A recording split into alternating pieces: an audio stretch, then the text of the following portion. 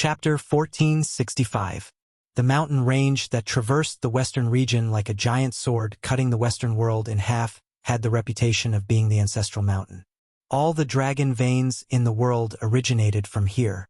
At a steep mountain pass that ran through the north and south of the western region, the mountains on both sides were dozens of meters high and the path was rugged and deep.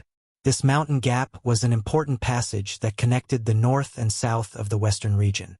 A caravan of merchants walked through it with difficulty, the sound of camel bells ringing. The merchants were dressed in tight-waisted clothes and sturdy leather boots. Mixed in with them were some women who wore hats to cover their faces. They were also tall and strong. There was a rumor in the Central Plains that the western regions liked to order women around like men and men around like livestock. These merchants traveling from the south to the north, regardless of whether they were men or women, all wore machetes at their waists.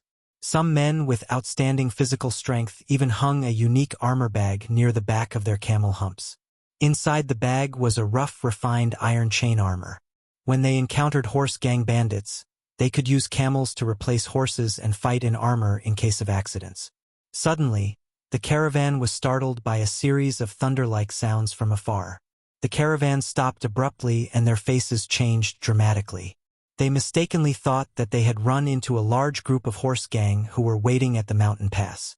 More than 50 people pulled out their machetes at the same time. The strong young man even quickly took out his iron armor from his armor bag and put it on. But in fact, everyone knew that if they really encountered horse gang who could create such a scene, they could only kill a few people with their poor combat strength. However, in the chaotic western region that had been without laws for more than 200 years, as long as there were horses and machetes, there would be people willing to work for them. Before the camels lined up neatly, someone with sharp eyes raised his head and saw a horrifying scene. A figure was running from the high cliff, like an eagle hunting for food on the ground. It fell diagonally and landed in front of everyone. After its feet touched the ground, it walked forward 7 or 8 steps due to inertia. It was only 10 steps away from the camel team. Everyone in the caravan was stunned. Some people swallowed subconsciously.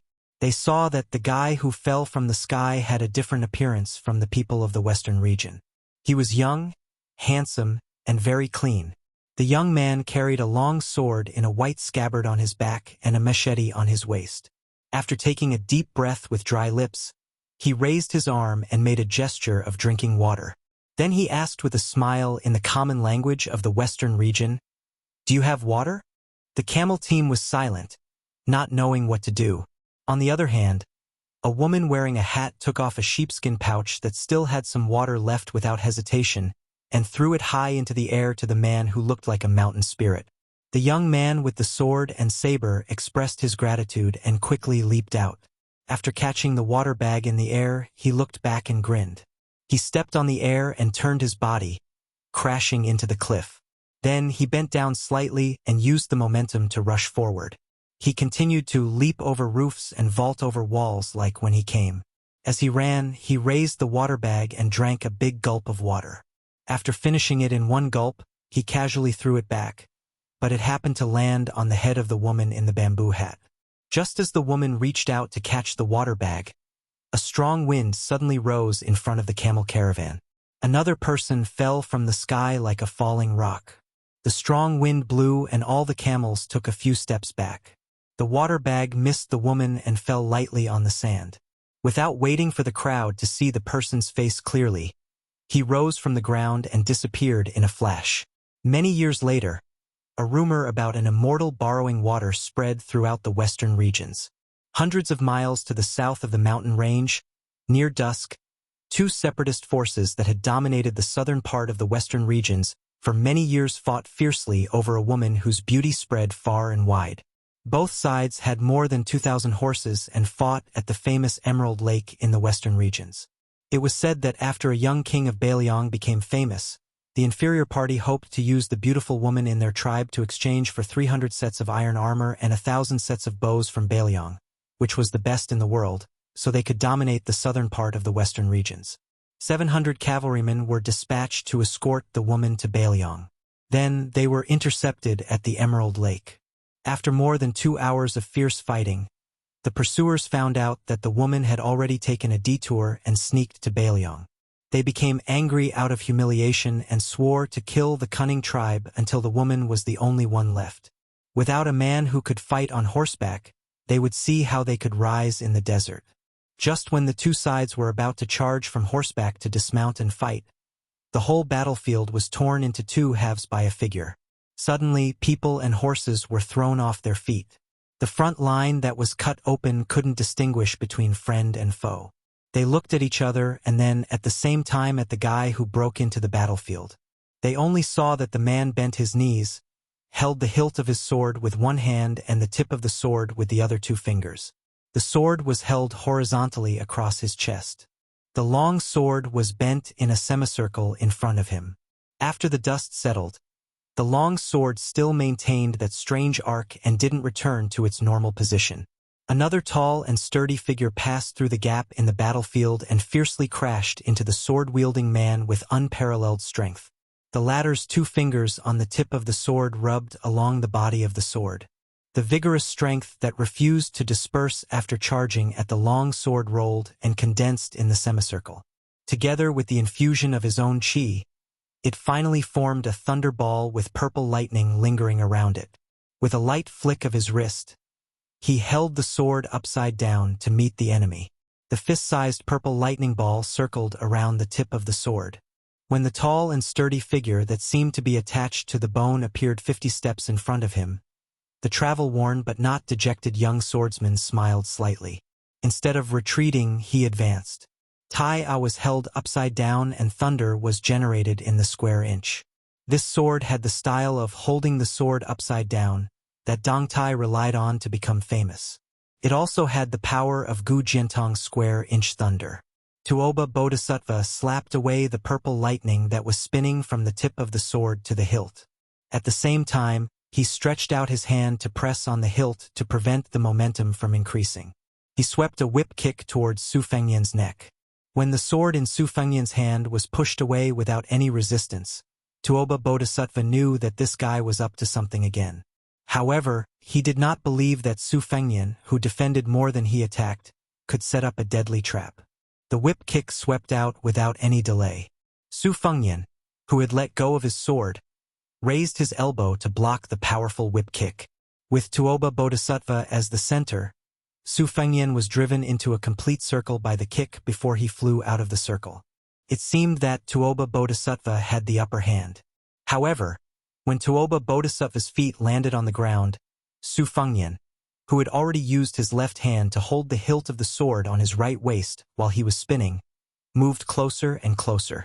The sword was only half an inch out of its sheath. In that half an inch it shone brightly.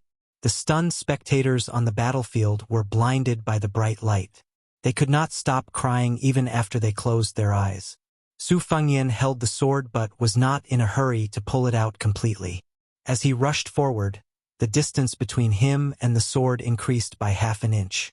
The scattered light that was like the sun in the sky also converged. It was like water condensing into ice. Although all these changes were complicated, they happened in the blink of an eye between Su Fengnian's advance and retreat. Tuoba Bodhisattva, who was calm and unruffled, narrowed his eyes and waited for Su Fengnian to pull out his sword after about 10 steps. Was Gu Jiantong's famous square-inch thunder finally coming? As for the purple lightning that was still moving behind him after he slapped it away, Tuoba Bodhisattva did not see it as a threat at all. This was because the speed of the purple lightning's movement was too slow compared to his body's movement. It was too slow. In all the martial arts in the world, as long as one was slower by a hair, it would be useless even if one had the power to topple mountains. Su Fengnian, who was holding the famous doffing blade, Qi Yun, closed in on him. Just as Tuoba Bodhisattva expected, he was about 10 steps away from him. However, Tuoba Bodhisattva was wrong about one thing. The square-inch thunder was not released when the sword was pulled out, but when the sword was sheathed again. Between the two of them, there was a sudden clap of thunder. Even if Tuoba Bodhisattva had the physique of a genuine Vajra realm, he did not dare to take the rolling thunder head-on. His palms were facing outwards and he raised them slightly to block most of the force. His body moved sideways with the momentum, Su Fengnian was directly facing the straight line. The sound of the tremors was endless. Hundreds of people on both sides were hit by the strong wind. In an instant, they were uprooted from the ground and fell backward. After Tuoba Bodhisattva avoided the sharp edge, he almost instinctively circulated his chi dynamic 600 miles away to welcome Su Fengnian's true killer move. As expected, Su Fengnian's square-inch thunder was sheathed. The second stroke was a complete unsheathing of the sword. A dazzling white rainbow, like a flood dragon winding across the mountain range, pounced on Tuoba Bodhisattva. Tuoba Bodhisattva's one breath started half an hour ago. His chi was at its strongest. His punch had bent Su Fengnian's soundless sword in front of his chest, knocking Su Fengnian into the battlefield. Although his chi dynamic was inevitably weakened, it was still more than enough to destroy the white rainbow. Tuoba Bodhisattva, who wanted to achieve success with one punch, spared no effort.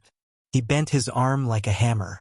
Not only did he smash the white rainbow, he even smashed the narrow saber. Su Fengnian was trying to exhaust Tuoba Bodhisattva's chi dynamic, waiting for the fleeting gap of breathing.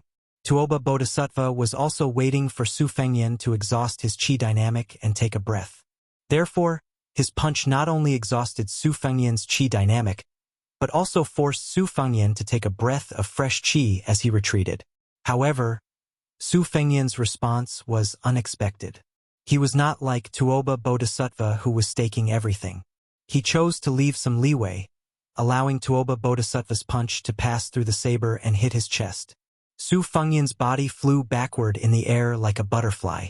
Just as he was about to crash into the ground, the tip of the narrow saber in his hand touched the ground lightly, stirring up a large handful of yellow sand. His body leaned back and his legs stumbled backward, facing Tuoba Bodhisattva.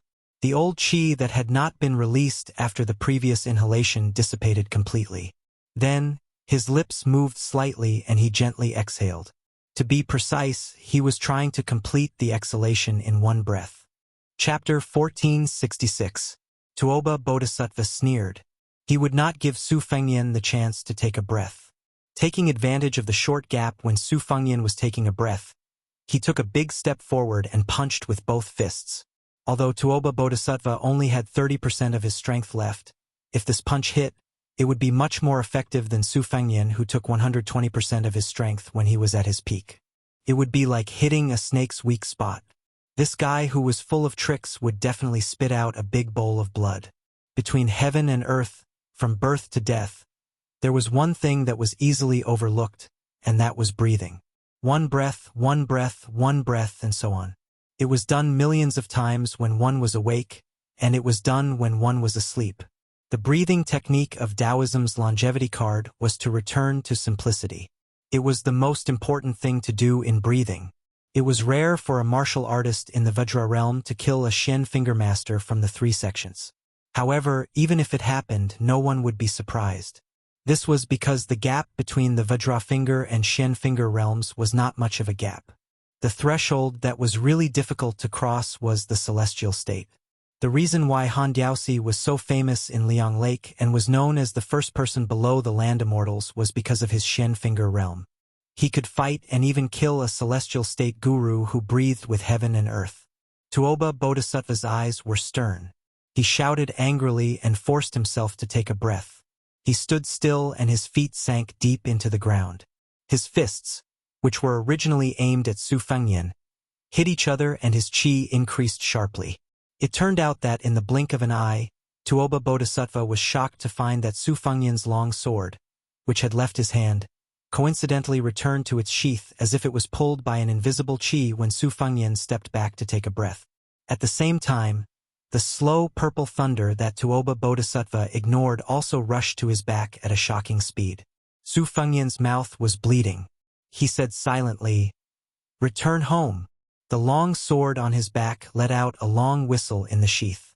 It was like the last cry of an autumn cicada, singing to the world.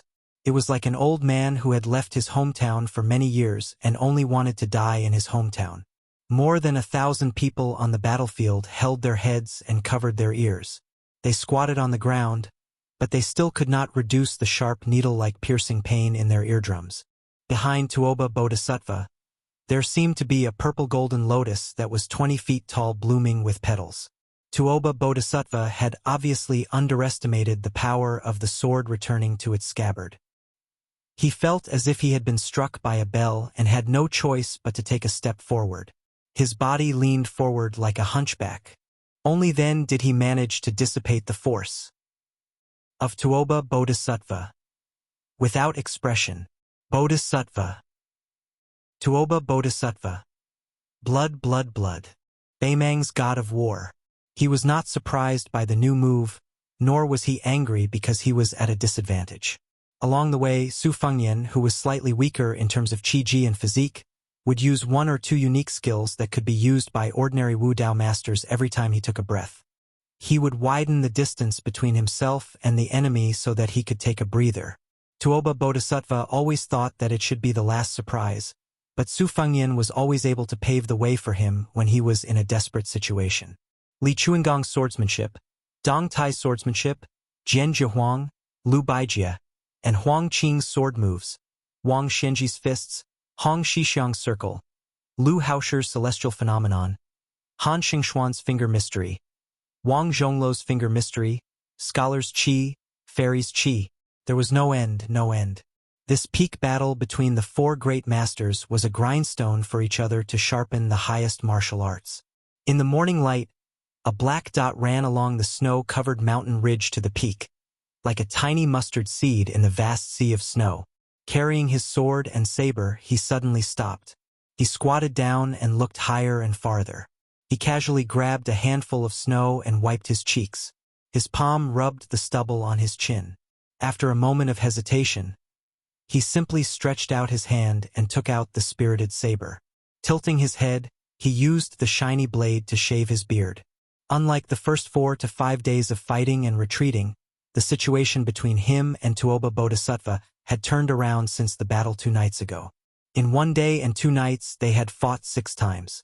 Tuoba Bodhisattva had taken the initiative to retreat 4 times. It was also different from the slow back and forth of the previous battle. Now, one of them would choose to retreat if their attack failed. They did not want to fight a fierce battle, but wanted to kill with 1 strike. After the monk in chicken soup gave him the Buddha bowl, Su Fengyan had been waiting for Tuoba Bodhisattva in the western region city like a fool. He wanted to borrow Tuoba Bodhisattva's fierce attacks to forge the sword embryo that he had absorbed. Both Tuoba Bodhisattva and Su Fengyan had gained something, but it was obvious that Su Fengyan was more likely to gain the upper hand after striking. After Su Fengyan's last ambush failed, he had pursued Tuoba Bodhisattva for more than 200 miles until both of them reached the top of this majestic snowy peak. In the battle of life and death, both of them had formed a certain tacit understanding. The one who retreated would not deliberately hide all of his qi activity. He would always leave some traces for the one who pursued to get to the bottom of it. Tuoba Bodhisattva had clearly told Su Fengyan that he would be waiting on this snowy peak. As for when and where he would launch his killing move without warning, it would depend on Su Fengyan's ability and luck. After Su Fengyan finished shaving his beard stubble, he put his knife back into its sheath. Before he stood up, he grabbed a handful of snow and put it into his mouth, letting it slowly melt and flow down his throat. Su Fengyan straightened his back. One hand went to his back to adjust the sword. The other hand pressed on the hilt and looked up. Suddenly, heavy snow fell. The scale was getting bigger and bigger. It was obvious that Tuoba Bodhisattva had created a huge avalanche with human strength. Su Fengyan was sure that Tuoba Bodhisattva would hide in the heavy snow. He closed his eyes and held the hilt with 4 fingers. His thumb pressed tightly on the hilt of the narrow saber, making the action of pulling the saber out of its sheath. The heavy snow fell from the top of the mountain like a flood, and then split up and passed by Su Fengyan on both sides. Su Fengyan was like a cornerstone, unmoving. Chapter 1467. An ice spear filled with qi was as fast as a rainbow as it pierced towards Su Fengyan's chest. Su Fengyan pushed out the narrow saber from the sheath and brushed past the spear and Tuoba Bodhisattva who was holding it. A piece of flesh was torn off Su Fengyan's shoulder, but a string of scarlet blood was left in the air beside Su Fengyan. Su Fengyan turned around. On the brink of death, There was no lingering fear in his heart. He only felt some regret. If Tuoba Bodhisattva had chosen this moment to decide the victor, Su Fengyan was confident that he could win with a heavy injury that could be temporarily suppressed. He could chop off an arm. However, Tuoba Bodhisattva gave up on this battlefield. He would rather use Su Fengyan's chi to cut a bloody groove on his back. After the avalanche, Su Fengyan sat cross-legged on the ground and panted heavily. He believed that Tuoba Bodhisattva would also be healing at the foot of the mountain.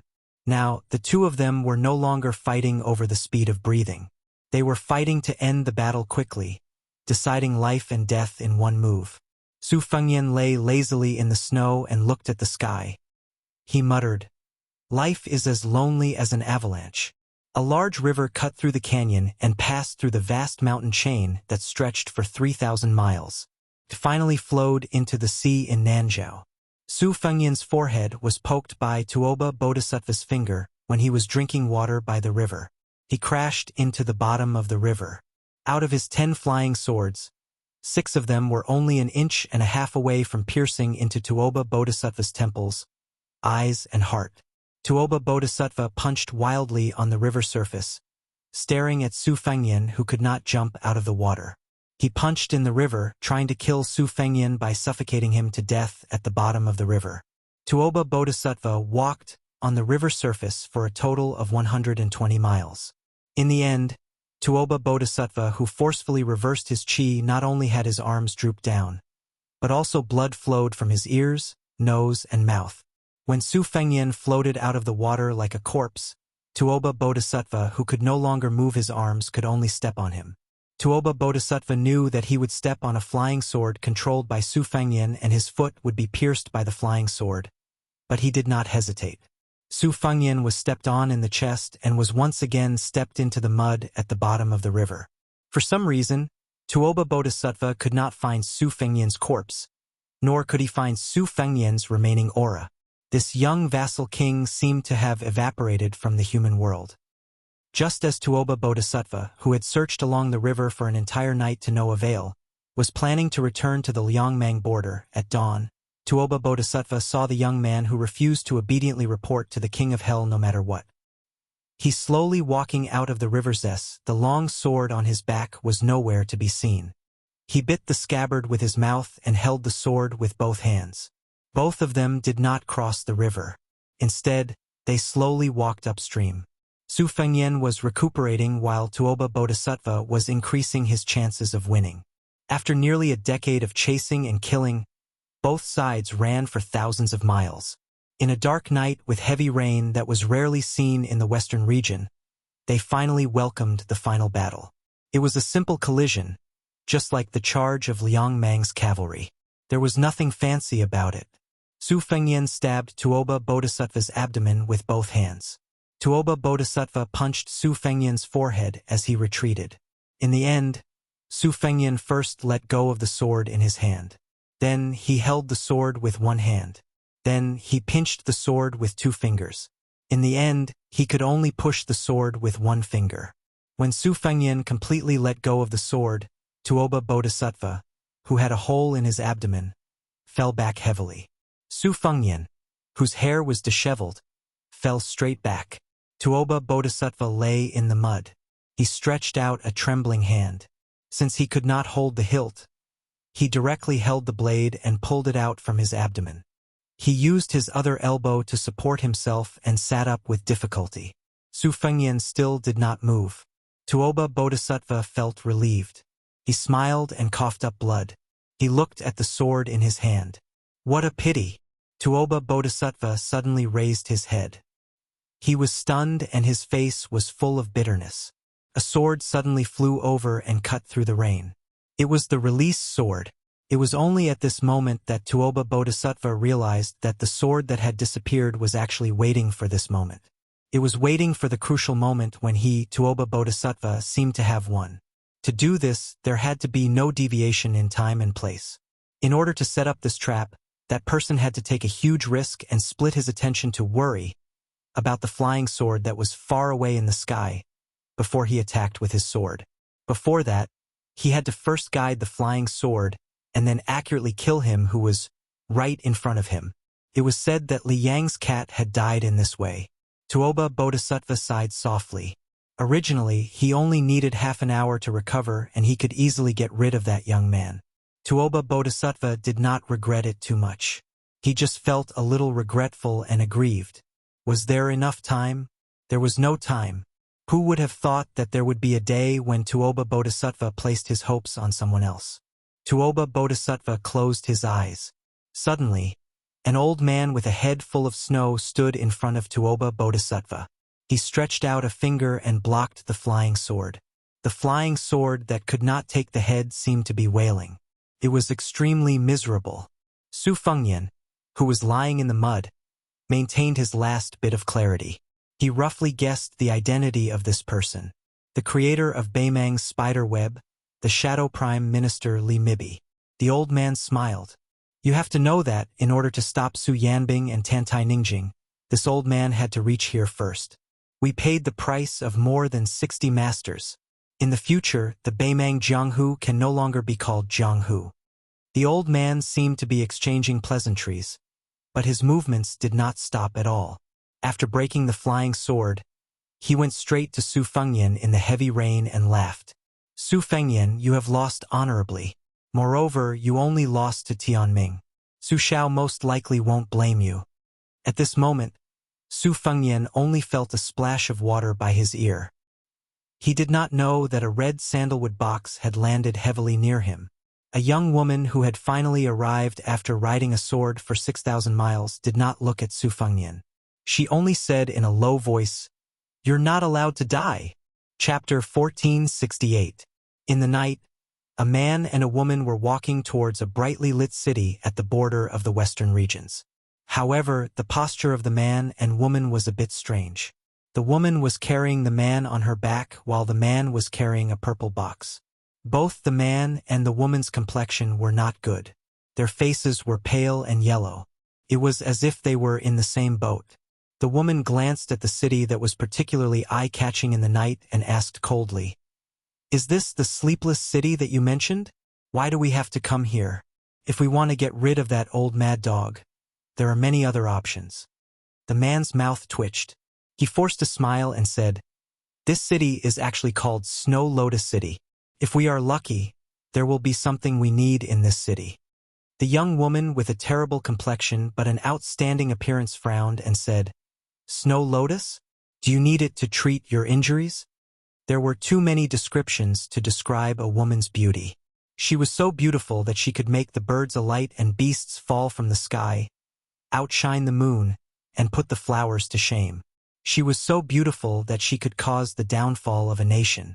However, there was no description that could compare to the weight of these 4 words. Only one person in a generation had this kind of beauty. At this moment, this woman might be worthy of this description. Even if she was not the only one, she was at least one of the 4. In terms of appearance, the woman and the man could be considered a good match. He did not explain further. Instead, he raised his head slightly and looked at the city that was full of music and dancing every night. Just as he was lost in thought, he suddenly felt a pain in his head. Turned out that her head had bumped into his head. He, who had suffered countless unexpected disasters, said angrily, "What now? When I woke up, you were the one who said that you wanted to carry me. I wrapped my arms around your neck and was about to be thrown a few feet away by you. Then, I just gently held onto your shoulders and you threw me away. My hands could only shrink in front of my chest. I don't dare to put them anywhere.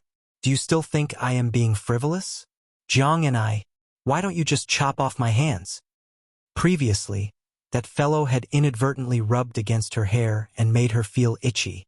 Now, it was this fellow's noisy voice that made her feel irritated. Without hesitation, she tilted her head again, and the 2 heads collided fiercely. It was clearly a move to kill the enemy at the cost of 800. She hatefully said, "I want to chop you up and feed you to the dogs, but even the dogs don't want to eat you." He argued back ungracefully, "You are a dog. Otherwise, how do you know whether a dog will eat you or not?"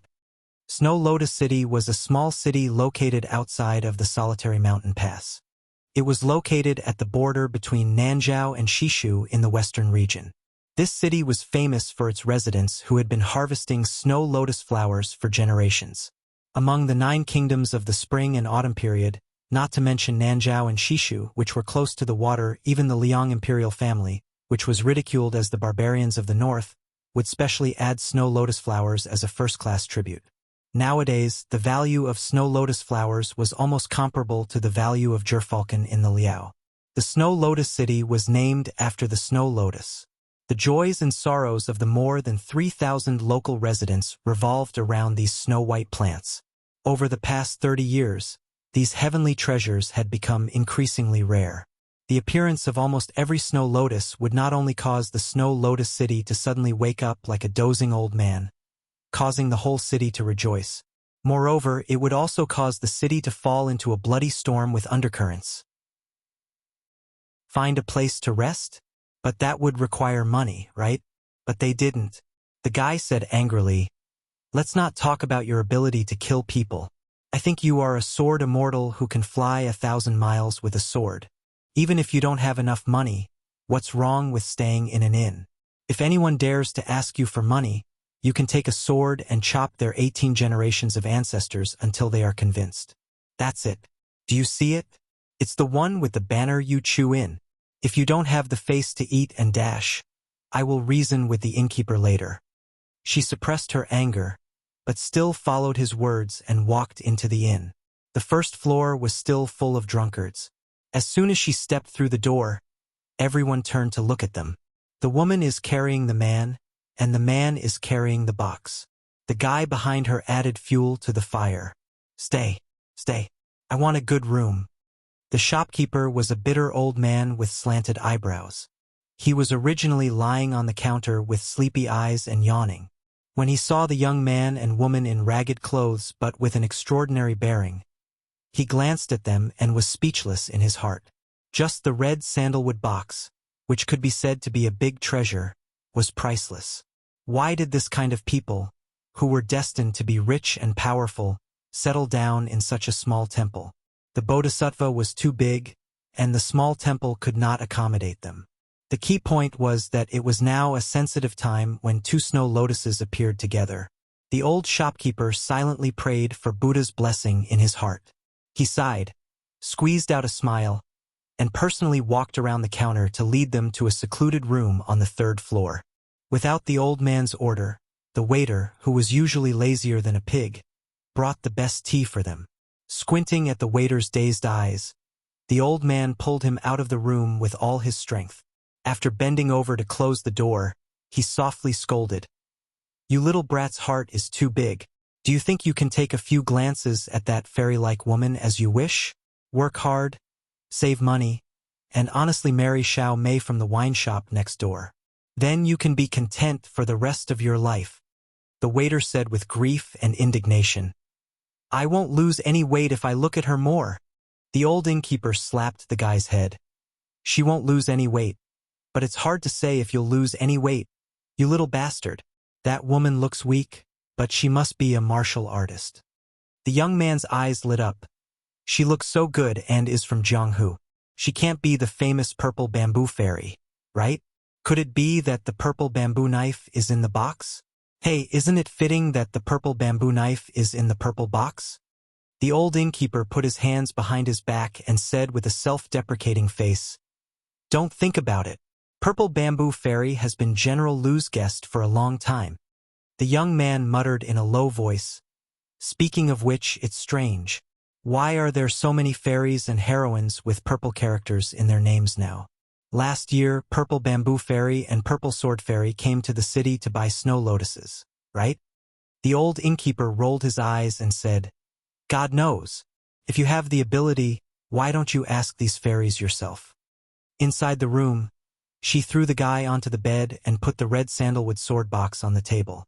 She sat on the chair and closed her eyes to rest. First, she rode the sword for thousands of miles from the misty Guangling Road to the desert of the western regions.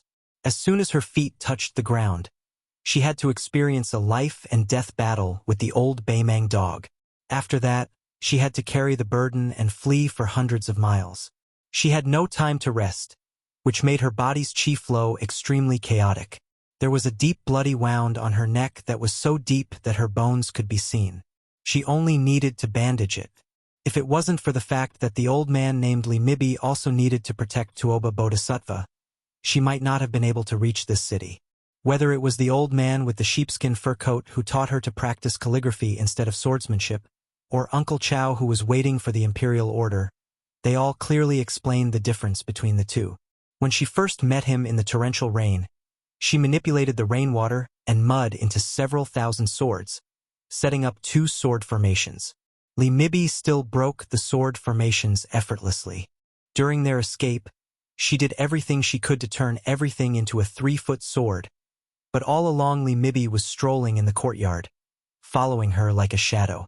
The man was Su Fengyan, who survived the disaster. At this moment, he was lying on the bed and said softly, "Although Li Mibi is only at the finger xian level, his skills are somewhat similar to Catman Han Shengxian. He is invincible in the same level.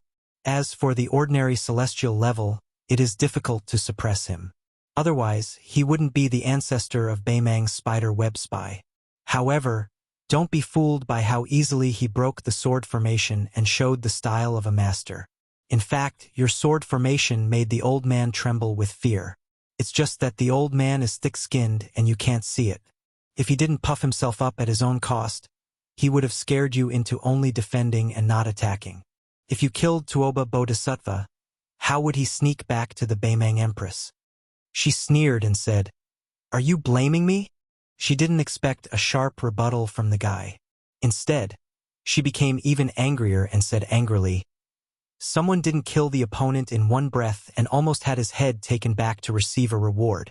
That's really amazing. No wonder he is one of the 4 great masters in the world." If I remember correctly, at that time, the Jianghu people were talking about the new martial emperor after Old Monster Wang. TSK. Someone paid someone to help talk nonsense in the Jianghu, right? Su Fengyan said weakly, "Please, the person who was almost killed by me at that time wasn't some weakling. He was Tuoba Bodhisattva. If Li Mibi didn't appear to mess things up, I would have swaggered to the Liangmang border and rode out alone. The head of their Beimang military god would be hanging on the tip of my spear. Okay? Then the morale of Beimang would have fallen to the bottom. It would be more useful than killing 200,000 of their cavalry at the border. Simply put, 100,000 of our Beiliang people would have died less." Chapter 1469. Jiang and I didn't care about the ifs and interrupted his daydream. She snorted and said, "In the end, you still have to hide here like a stray dog." Su Fengyan laughed and said, "If I'm a stray dog, how much better are you? Wouldn't we be a cheating couple?" For the first time, Jiang and I didn't talk back. She remained silent. Su Fengyan sat up with difficulty and looked at the lights outside the window.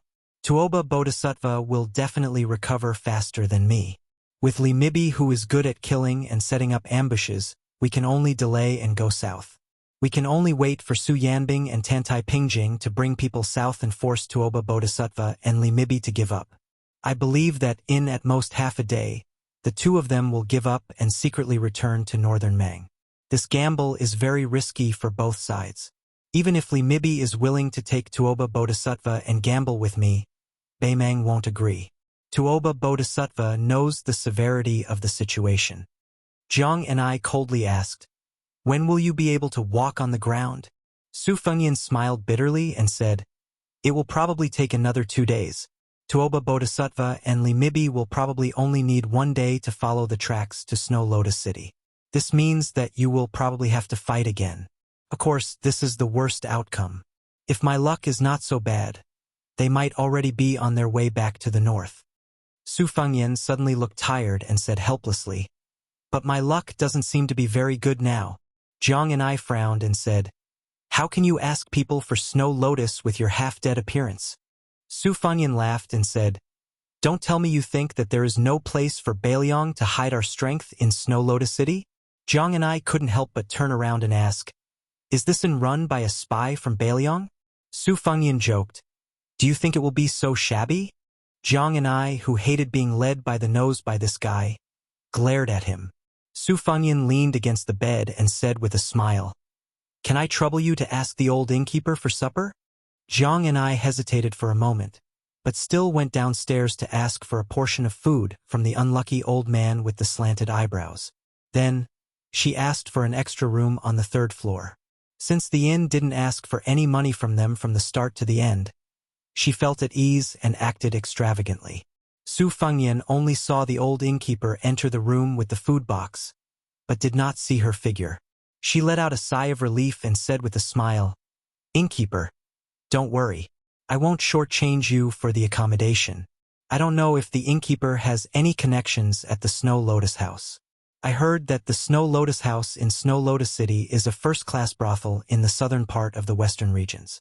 Whether you can buy Snow Lotus here depends on fate, but whether you can eat the women of the Snow Lotus House depends on whether you have enough money in your pocket. As for me, I have a little bit of money. I want to take advantage of the fact that we are sleeping in separate rooms and take advantage of this once-in-a-lifetime opportunity to make a trip to Snow Lotus City worth it."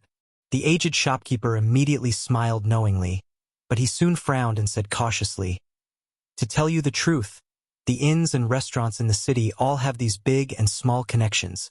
They just think about how to serve the guests well and how to come and go in high spirits. Since the old man's pleasure dares to use such a name, of course we have our own methods.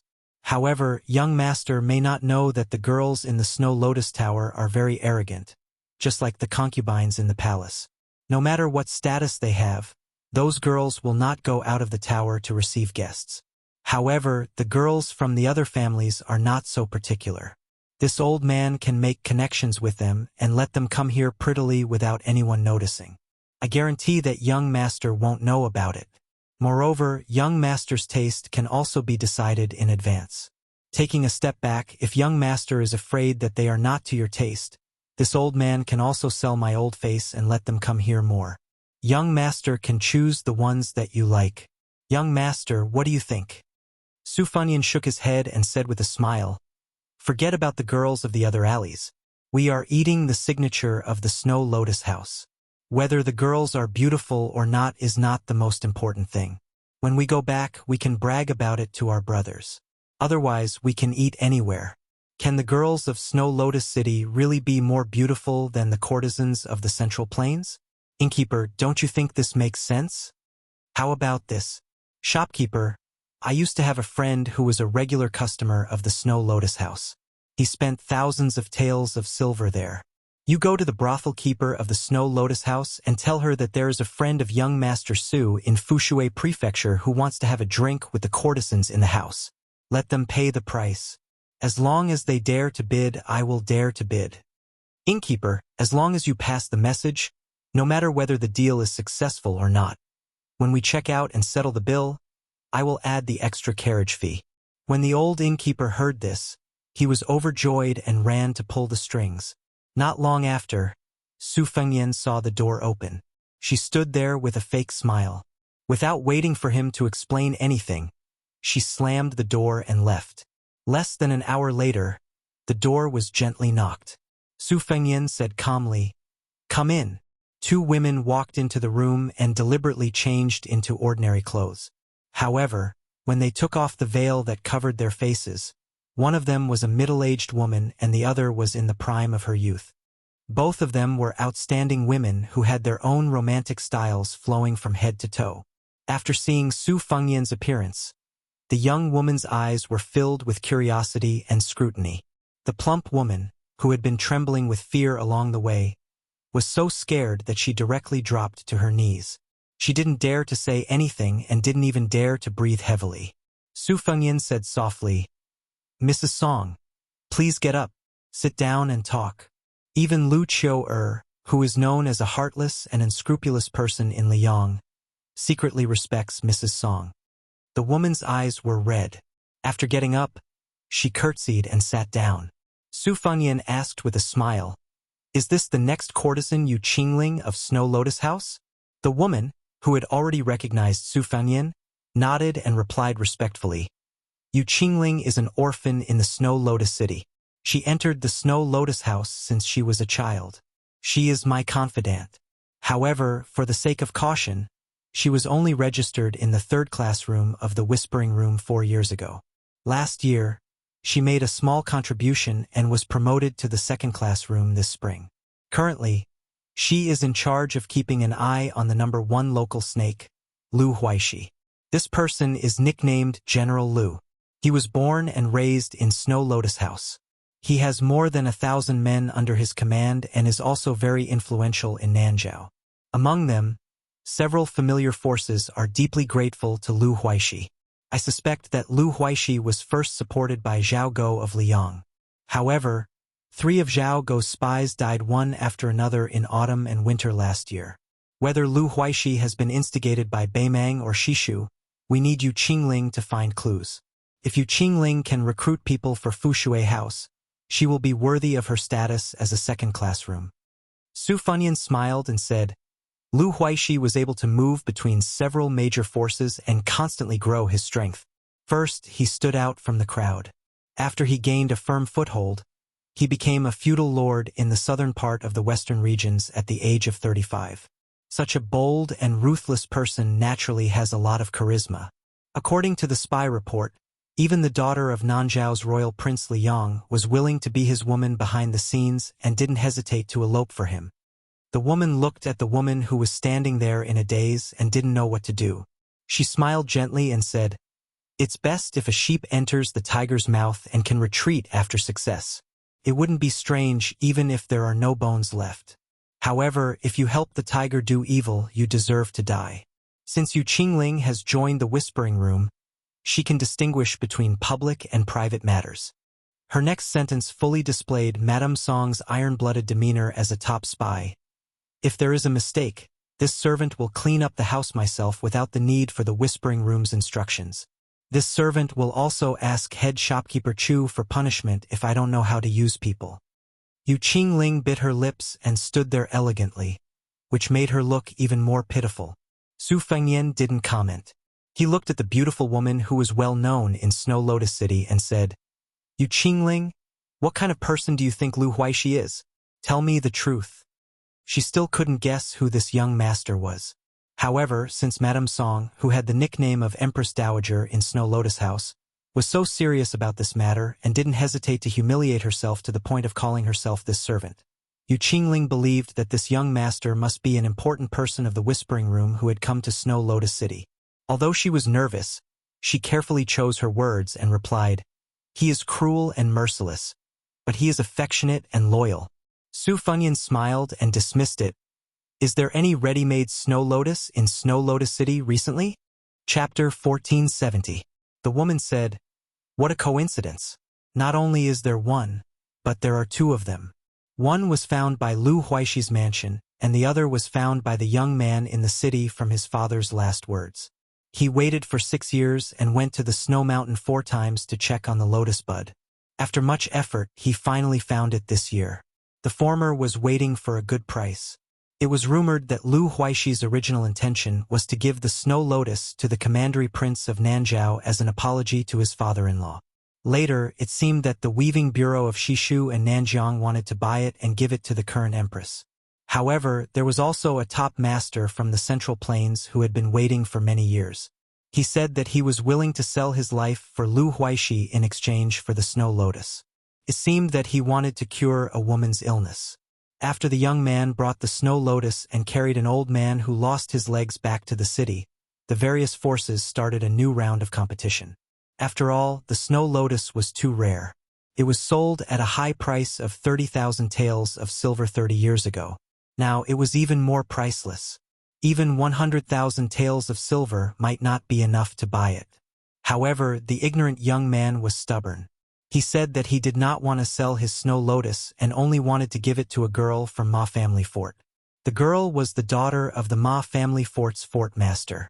Her father had already arranged a marriage between the 2 families. Perhaps she had some interaction with the young man, which made the young man so stubborn that he was willing to risk his life for the snow lotus. Right now, the young man and the snow lotus stored in the ice cellar are blocked at the door by that Central Plains master. The 2 of them must have reached some kind of agreement. Without the protection of that Grand Master of Swordsmanship, the young man's corpse would have been long gone. Song Fu lowered his voice and asked, "Do you need the Snow Lotus House to fight for the 2 Snow Lotuses?" So, Su Fengyan waved his hand and said, "There's no need for the Snow Lotus House to get involved. Just tell me the exact location of the 2 Snow Lotuses." Madame Song's eyes were burning with determination. She said in a low voice, "Since the Fushui House set up the Snow Lotus House in this city, is it just for show? How many people have died at the border between Liang and Yu? Even if the Snow Lotus House is wiped out, how many people can die?" Su Fengyan smiled and said, "Madame Song said that the Snow Lotus House is fair. I should do the same." Madame Song shook her head. "It's not the same." Su Fengyan looked at the woman who seemed ready to die at any moment and said calmly, "I have the final say." Mrs. Song was stunned. Su Fengyan glanced at the door, coughed and said to Madame Song, "I'll have to trouble Madame Song to ask the inn to prepare a carriage for me. I need to immediately go to the lotus-picking youth's place. Madame Song, you can just give the coachman directions. All right, give the innkeeper more money. If I need anything in the future, I will definitely look for your Snow Lotus House. If not, don't act on your own accord. Just treat it as the rules of the water room." The 2 carriages parted ways outside the inn. Madame Song sat in the carriage with an expressionless face. Yu Qingling, who was about to go to General Lu's residence to feed the tiger with her body, mustered up her courage to ask something. Madame Song, with her eyes closed, said coldly, "Don't ask what you shouldn't ask." In the other carriage, Su Fengyan sat leaning against the wall. Zhang and I sat upright with his back against the red sandalwood sword box. His expression was uncertain. After 7 or 8 turns, the carriage came to a narrow and dark alley. The simple and honest coachman stopped the carriage, lifted the curtain and said apologetically, "Young master, young miss, the alley is too small for the carriage to enter. You will have to walk 34 steps forward."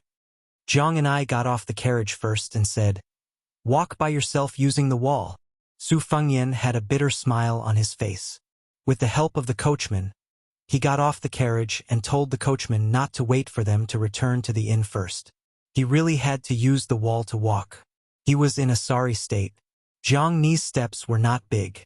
She walked slowly less than 6 steps in front of them. She did not forget to sneer, "If you go to that Snow Lotus House to spend the night, won't you be unable to walk by yourself tomorrow?" That was not all. She added, "Forget about the girls in the other alleys. We'll be eating the signature dishes of the Snow Lotus House. TSK, you're indeed a hedonistic son of a wealthy family." These words sound like something only a veteran in the field of flowers could say. Su Fengyan laughed angrily. "Eavesdropping on other people's conversation makes you sound so righteous?" Zhang and I snorted. "My ears are sharp. Otherwise, do you think I'm happy to hear such filthy words?" The 2 came to a dilapidated yellow mud house without a wall. Zhang and I carried the red sandalwood sword box and stood with her arms crossed in front of her chest. Su Fengyan had to put one hand on her shoulder to stabilize himself. However, she dodged, so Su Fengyan had to bend over with his hands on his knees. A middle-aged man with a sword on his knees was sitting on the stairs in front of the house. He should be the swordsman from the Central Plains who was known as a grandmaster of martial arts in the eyes of Snow Lotus City. Su Fengyan did not know this person. It seemed that this person, who had stayed in Snow Lotus City for 4 or 5 years, did not recognize him and Zhang and I. As for those guys lurking in the darkness, Su Fengyan knew that a skinny camel was still bigger than a horse. Although he was weak and could be blown away by the wind, he could sense clearly with his will of divine. Although he could not defeat Li Mixi and Tuoba Bodhisattva, he could kill them all without lifting a finger. Moreover, he had Zhang and I by his side. As long as it was not the 14 people of Wu Ping or the great grandmaster who was only 1 step away from getting involved, it would not be a problem. The swordsman looked straight ahead and said indifferently, "I don't care about Lu Huaishi's Snow Lotus, but I have already reserved the one in the house. You can leave now. If you don't want to give up, you can ask my sword." Su Fengyan gasped for breath and raised his head to stare at the middle-aged swordsman who had the demeanor of a master. He asked with a smile, "If I may be so bold as to ask, do you have a famous nickname?" The swordsman did not answer.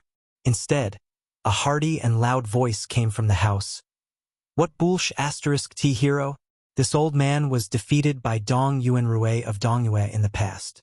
He could be defeated with one hand. Zhang Hu is getting more and more ridiculous today. How can this kind of trash be considered a person with a broken sword? This old man's generation was really full of heroes. Let's not talk about others. Let's talk about those who fought with this old man. There was the overlord of Cold Land, Wang Xiu, who used a spear, and the green-robed ancestor of Fengdu. They could barely be considered masters. When this old man fought with them, it was just a warm-up. Only the swordsman with the surname Li was this old man's fated enemy. However, they appreciated each other. However, a young voice in the house interrupted the old man's irrelevant boasting. All right, I carried you out of the cave in the snow-capped mountain. A real man does not boast about his past achievements. Do you know that? Eat your pancake. Su Fengyan was confused. He turned to look at Zhang and I. The corner of her mouth moved, and she said coldly, "There is no such person. The old man with the sheepskin fur coat never mentioned him to me." Su Fengyan whispered, "His chi is not even at the level of level 2 master now. I think he will barely reach the threshold of level 1 when he is at his peak. However, his chi is even more powerful than old man Li's." Then Su Fengyan saw Zhang and I walking forward and asked, "What are you doing?" Zhang and I said indifferently, "Go in and beat him up, so that he won't be boasting without a draft." Su Fengyan did not know whether to laugh or cry. He is already so old. Why can't I have a taste of my mouth? Moreover, he was full of pride. Didn't he still put old man Li at the top of the list? Just based on this point, I want to drink a few bowls of wine with this old senior. Only then did Zhang and I stop, but she suddenly turned her head to look at the corner of the alley. Su Fengyan followed her line of sight and saw a budding young girl leading a jujube red horse. She had a kind of indomitable will that only a newborn calf would have, and she would not care about anything. After the young girl walked into the tiger's den, she looked at Su Fengyan cautiously. When she saw Zhang and I, she smiled. This made Su Fengyan a little depressed. The young girl led the horse and shouted, "Hong Shuji, don't be stupid. Quickly find a buyer for that snow lotus. Do you hear me? That's all I have to say. I'm leaving." The young girl's back was facing the house. She tried not to make it too obvious that she was crying. "In the future, we will go our separate ways." A sallow and emaciated young man rushed out of the house. His face was full of tears. He wiped his tears with his hand and shouted, "Ma Gong, your father said that as long as I pluck the snow lotus, he will not let you marry that bastard." The young girl turned her head and said angrily, "My father only wants you to die in the snow mountain, you idiot. So what if you pluck the snow lotus?" The young girl raised her hand to cover her face. She sobbed, "We can't be together." The young man also cried, "I don't care. I don't want you to be with me now. Anyway, that guy is not a good person. As long as you don't marry him, it will be fine. I will be very happy." Su Fengyan was still bent over. His expression could not be seen clearly. Then Zhang and I walked closer and kicked his calf. Su Fengyan asked, "What's wrong?" She widened her eyes and said angrily, "You don't care." She quickly added fiercely, "If you don't care, I will." Su Fengyan smiled. He put one hand on his back and slowly straightened his back. He smiled brightly. "Let me take a breather first. Care? How can I not care?" Su Fengyan looked at the young man and the young girl. He sighed, "That's great." Chapter 1471. The dilapidated house, the bright moonlight, and the gloomy and cold alley. There was a Wu Dao grandmaster holding a sword, a sad skinny boy, a young girl holding a whip, a sick man gasping for breath, and a beautiful woman carrying a purple box on her back.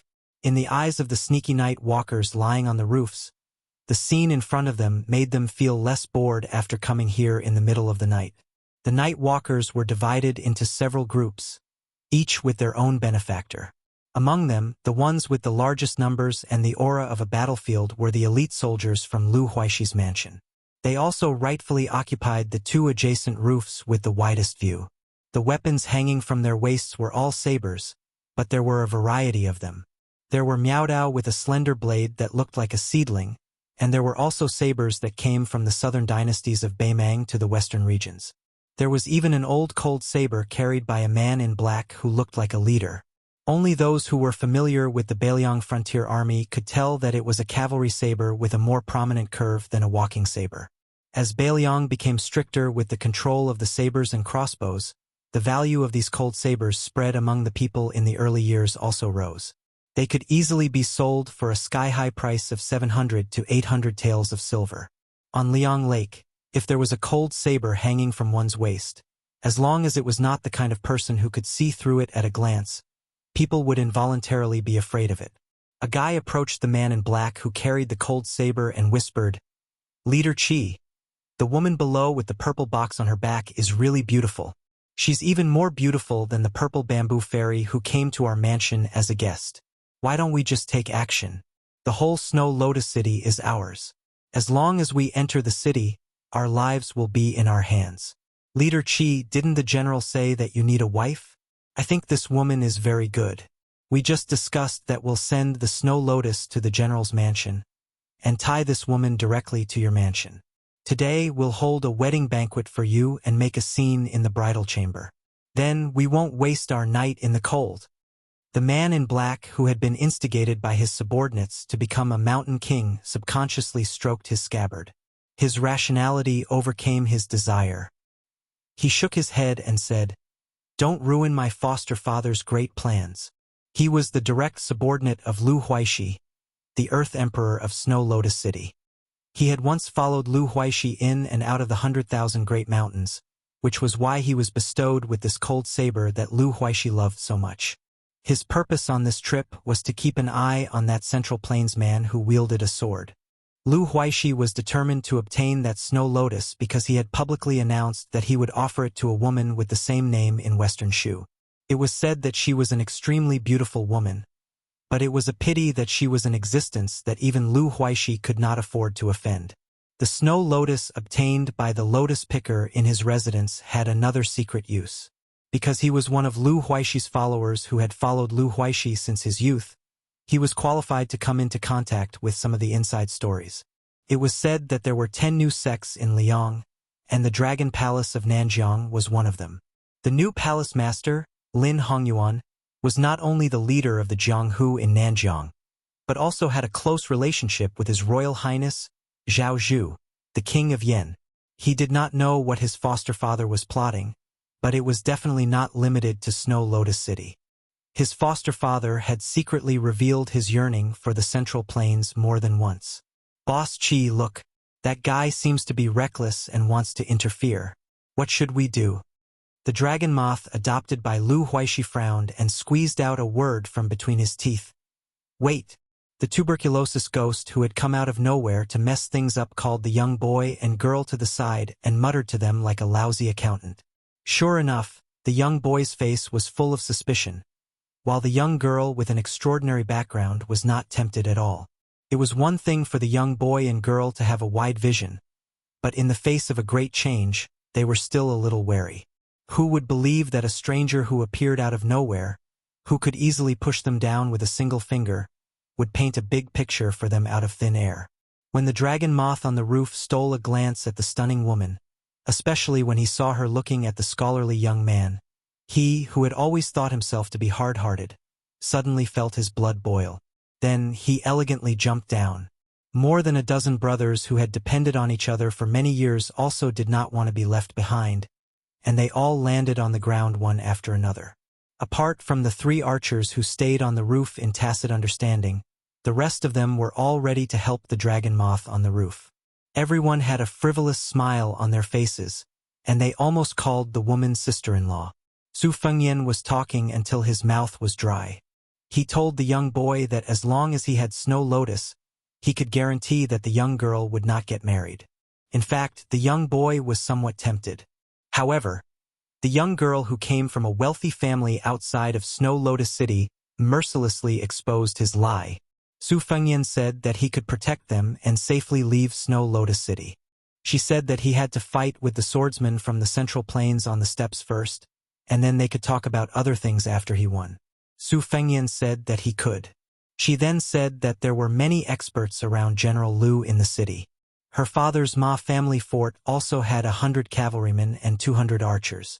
Not only did he have to defeat the swordsman, he also had to go to the general's mansion and fight with the Ma family fort. Su Fengyan was originally afraid that the two children would misunderstand his lack of sincerity if he agreed too quickly. So he casually asked how powerful Lu Huaishi was. As a result, the young girl rolled her eyes at him and said that he was actually a Jianghu swindler who wanted to do business without any capital. He just wanted to cheat the Snow Lotus and then quickly run away. Su Fengyan's physical strength was exhausted, so he squatted down. When he raised his head and was about to speak, the young girl looked down on him even more. She considerately told Su Fengyan to just lie down and talk. This way his legs wouldn't hurt and his waist wouldn't hurt. Su Fengyan laughed and said that the real experts in Jianghu didn't fly around and pretend to be masters. They all liked to pretend to be weak and subservient like him. The young girl's mouth was unforgiving. She said that Su Fengyan wasn't pretending to be subservient and was a real subservient. The young boy who had been watching from the side wanted to laugh, but he held back his laughter. He secretly made a face at Su Fengyan, taking pleasure in his misfortune. Su Fengyan laughed and scolded the young boy. She hasn't married into the family yet, but she's already in charge of both internal and external affairs. Aren't you afraid that your husband's authority will be lowered in the future? The young boy, who was simple and honest but wasn't really stupid, chuckled. The young girl flew into a rage. She gripped her horsewhip tightly and pointed it at the guy who was speaking more and more nonsense. Her face was frosty, and she wanted him to get lost. In the end, Su Fengyan's next words made her completely calm down. What's wrong? Now that Hong Shuji is in danger, your conscience is uneasy, and you want me and that beautiful big sister, two outsiders, to stay out of this matter, even if it doesn't work out? Girl, aren't you a little too soft-hearted? Lu Huaishi's lackeys were about to fight when the person with the cold blade at his waist raised his hand to stop them. He said softly, "Something's not right." Then, a wild laughter came from inside the house. You bunch of idiots who don't know Buddha when you meet a real Buddha. What the hell are you shouting about? Like a wild horse, a figure broke through the paper-like walls of the mud house and floated out. First, it jumped over the head of the swordsman who didn't move at all. Then, it passed between Su Fengyan and Jiang and I. Finally, it crashed into the ranks of Lu Huaishi's elite soldiers. The Lu family's bodhisattva, who had been fighting for a long time, shouted angrily. He pulled out his blade and held it with both hands. Using his body to push the blade forward, he rushed forward quickly. His steps were not in a straight line, but were unusually complicated and agile. It was a mixture of the Western Shu Xingyi and the Southern Tang Tongbi style. His movements were very clean. The figure that rushed out of the house flashed and brushed past the bodhisattva in the blink of an eye. Not only did he kick the bodhisattva's chest, he also took the blade with his bare hands. The bodhisattva's momentum did not decrease. He rushed straight to the mottled wall of the alley, stabbed the blade into the wall, and flipped over. When the young man who was respectfully called Head Chi stopped staggering and turned his head to look, he saw an old man whose two calves seemed to have been cut off by a sharp weapon. The old man was sitting on his beloved blade. He looked around complacently and said loudly, "Yo, young man, you have some weight. Unfortunately, you have encountered this old man. Even if I give you 20 years of hard work, it still won't be enough." The domineering old man glanced at the middle-aged swordsman who did not stop him from leaving the house and said indignantly, "This old man has returned to Jianghu this time and waited in this shabby little town for so many days. Other than that blockhead on the stairs who only has a killing sword but not a heart, no one actually took the initiative to burn incense and worship the gods. Do you really want this old man to start a massacre so that you ignorant frogs at the bottom of the well will understand that there is a land immortal in your Snow Lotus City?" The head chi of Snow Lotus City turned his head and spat out a mouthful of blood. His eyes were malicious and cold. He shook his wrist and asked with a smile, "Old immortal, do you really want to be the enemy of the general's residence?" The old man laughed and said, "What bullshit general's residence? A bunch of blind people. If you really annoy this old man, He will kill you all in an instant." At this time, Su Fengyan smiled at Jiang and I, who had quietly walked a few steps closer to him, and said, "Learn from him. Look at how the old senior walks the Jianghu. Let me tell you, in our line of work, if you don't know how to smile evilly, then you are definitely a fledgling of the Jianghu. Similarly, the evil experts in the Jianghu, this kind of laughter is only a beginner's skill. As for the righteous experts, they must have the demeanor of an immortal. After one move, they must stand with their hands behind their back. At night, especially on a moonlit night, it is the best scene. Think about it, if you put on the posture of looking up at the moon, you will have the demeanor of a great master and won't hurt your eyes. But there's a way, and that's to narrow your eyes and remain silent. Don't speak at all. You can't speak big words. Once you do, it'll lower your status. If you don't say anything, it'll make the bystanders, like us, feel that you're unfathomable." Jiang and I said unhappily, "You are so boring." Su Fengyan glared at him and said, "This is the priceless advice that I personally came up with after wandering the Jianghu. If others want to listen to it, I will not sell it to them." The Ma Jiabao's daughter, who was eavesdropping on Su Fengyan's teaching, quickly exposed him. "You are indeed an experienced Jianghu swindler." Chapter 1472. The young man listened with great interest. He felt that these words made a lot of sense. Every time those rich kids in Snow Lotus City flirted with girls on the street, didn't they like that kind of devilish smile? Also, every time they opened their folding fans, they would open them with a crisp sound and close them with a snap. No matter how hard he tried, he couldn't learn that kind of smile. Of course, he couldn't afford that kind of fan either. Therefore, the young man was filled with curiosity and asked softly, "Is there anything else?" Su Fengyan proudly snorted and said, "Yes, there is. The knowledge behind this is as deep as the sea. Kid, let me ask you, are there any heroines in Snow Lotus City whose nickname starts with the character Z? They either like to wear purple clothes or wear purple accessories. There must be some, right?" The young man was startled, and his eyes were filled with admiration. He nodded vigorously and said, "Young master, you are amazing. In this year, there were 3 or 4 immortal sisters who were like this."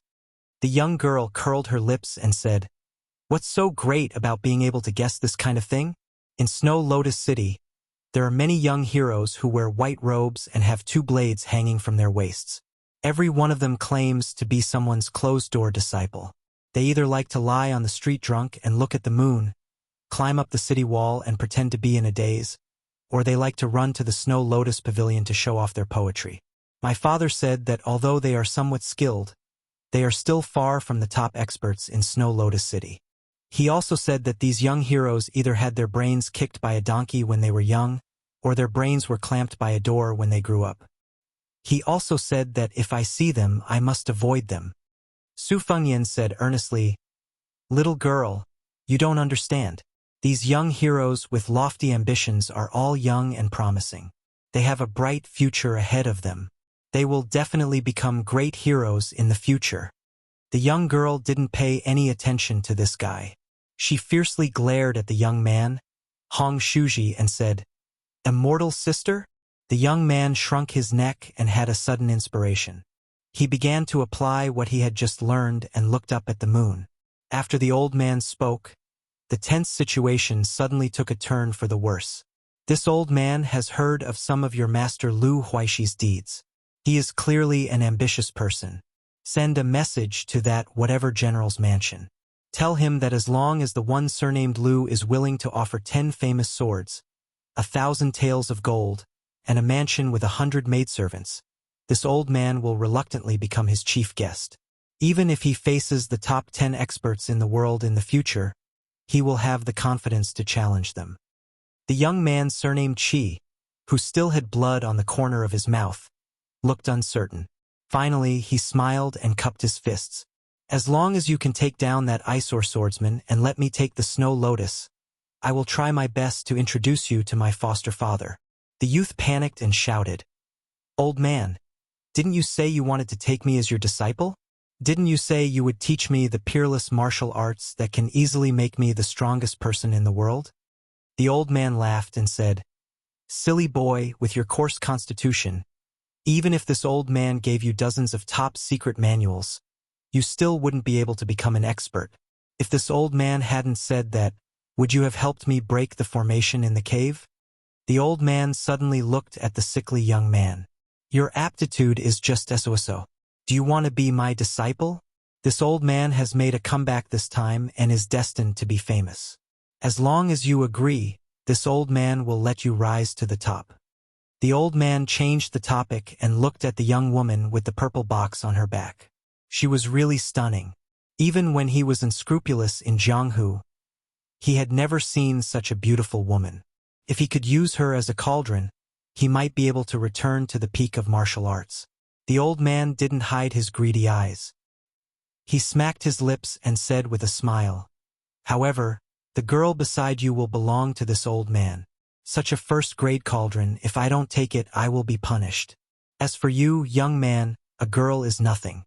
As long as you have the world's first-grade martial arts." Su Fengyan smiled and said, all right. I originally wanted to talk with you a bit. I wanted to hear about the Jianghu that the old man wearing the sheepskin coat was in. You, after all, are a Jianghu senior who fought with Dong Yuanrui of the Dongyue Sword Pond. Although you lost miserably and had your legs chopped off by the 6 caterpillars, it is not easy for you to live to this age. But since you can't accept it, then there is no other way. You should thank me. If it wasn't for me, you would be a corpse now. Zhang and I snorted coldly. Su Fengyan's smile disappeared. Speaking of which, if I'm not wrong, you're that notorious cauldron casting master, right? You're good at using women as cauldrons and using yin to supplement yang to increase your own cultivation. Even the devil sex deer-chasing mountain isn't willing to accept you. Dong Yuanrui, 6 caterpillars, tripod casting master, Deer Mountain. The old man who had struggled to break free from the prison in the snow-capped mountain cave was greatly shocked. Su Fengyan was probably tired from talking so much. He squatted down again and panted lightly. Except for Zhang and I, everyone was dumbfounded. Even the swordsman from the Central Plains turned pale with fright. Because no matter how hard he tried to suppress the sword across his knees, it would automatically fly out of the sheath. The flying sword slowly came to Su Fengyan's shoulder and slightly hummed, like a little bird relying on a man, like an old horse meeting its master. The old man was scared to death. He had been away from Jianghu for many years, but his eyesight was still there. The sword-controlling art of the Wu family's sword tomb. Chapter 1473. The old man hurriedly shouted, "Young master, let's talk nicely. Don't fight. It's not easy for you and me to reach our current cultivation." The flying sword pierced forward like a bolt of lightning. The old man couldn't care less about maintaining his posture of a cross-legged expert. He quickly jumped up a few feet and dodged the flying sword that nailed into the wall.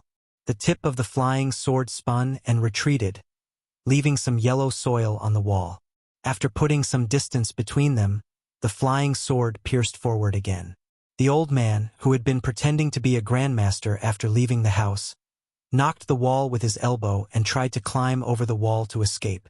However, the flying sword suddenly accelerated and appeared above his head.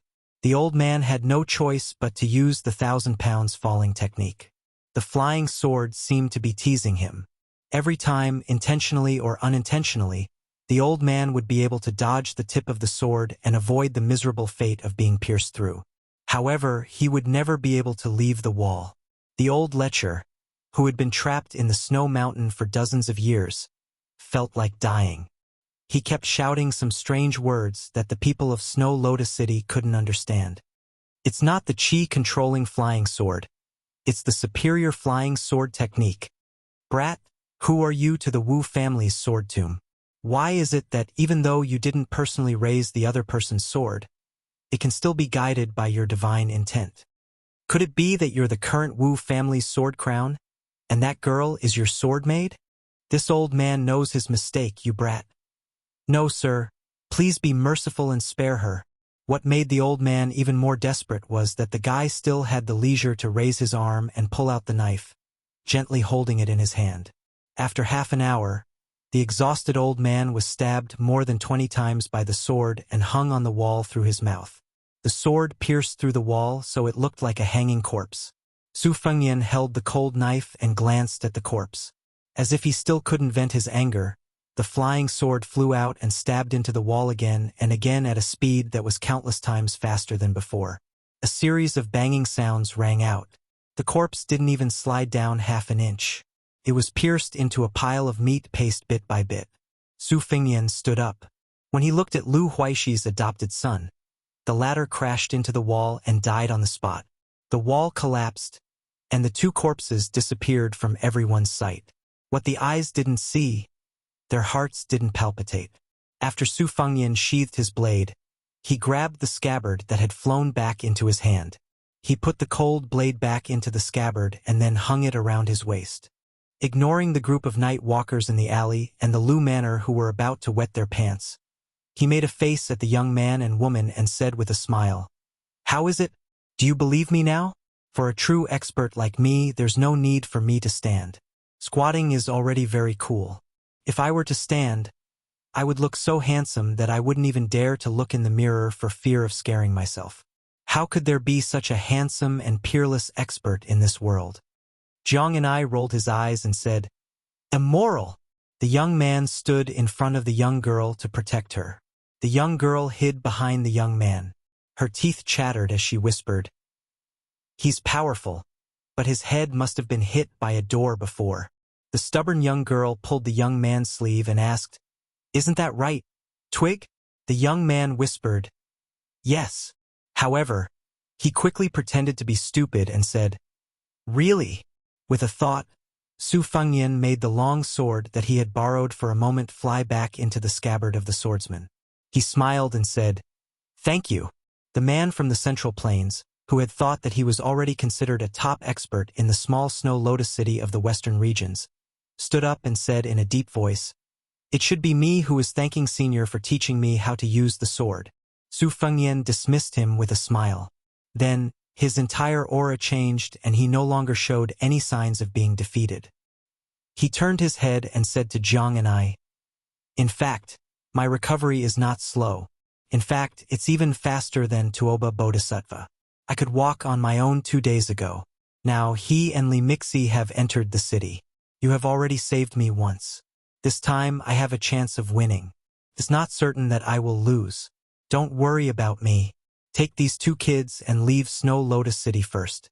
After settling them down, you can go back to West Chu." Su Fengyan paused for a moment. He blinked his eyes and said with a mischievous smile, "Maybe one day I will go and find you. At that time, you will know how powerful I am and whether I am the new martial emperor or not." Su Fengyan walked toward the alley alone. He pressed his right hand on the cold saber's hilt and turned his back to Jiang and I. "Back then, when Chao Chongqing took you away, I couldn't stop him. As long as I don't die this time, no one can stop me." At this moment, the young man and the young girl saw that the swordsman suddenly stagger and almost fall to the ground. The young girl, who had been inexplicably touched, couldn't help but laugh.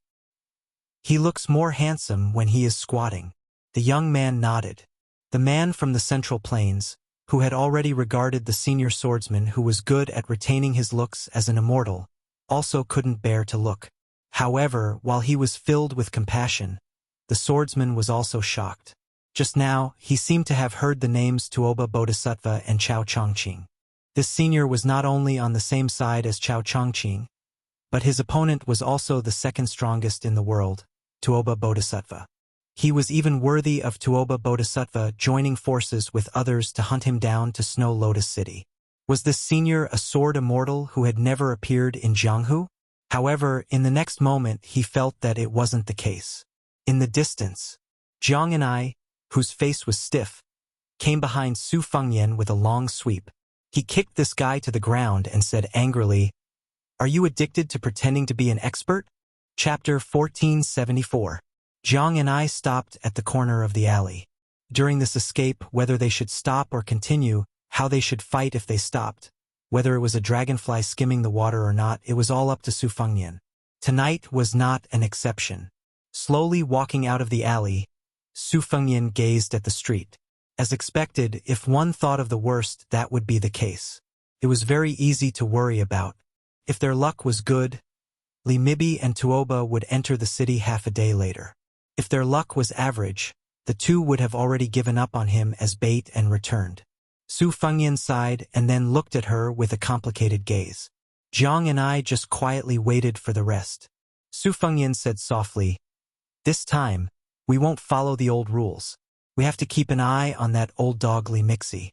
Those battles where Bodhisattva Tuoba was the target were actually just a smokescreen. Now that Tuoba has recovered some of his strength, he is determined to leave. Without Su Yanbing and the others stopping him, we will not be able to stop him. But like we said before, if the worst situation occurs, you retreat first, I will cover the rear." Jiang and I did not comment. She hesitated and then asked, "Do you know why Beimang is so relaxed with Gu Jiantang guarding the east?" Su Fengyan asked in response, "Is it because they are certain that the Liang imperial court will not move?" Jiang and I sneered. "So simple." Su Fengyan leaned against the wall and said softly, "There is news in the spy report that there is a group of people in Great Peace City who cannot hold back. They boldly suggested that the two Liao border armies should not just stare at each other and that they should cooperate with Beimang. Of course, they could not be considered as reinforcements, but they could be like Jizhou's Yuan Tingshan and obtain a lot of merits.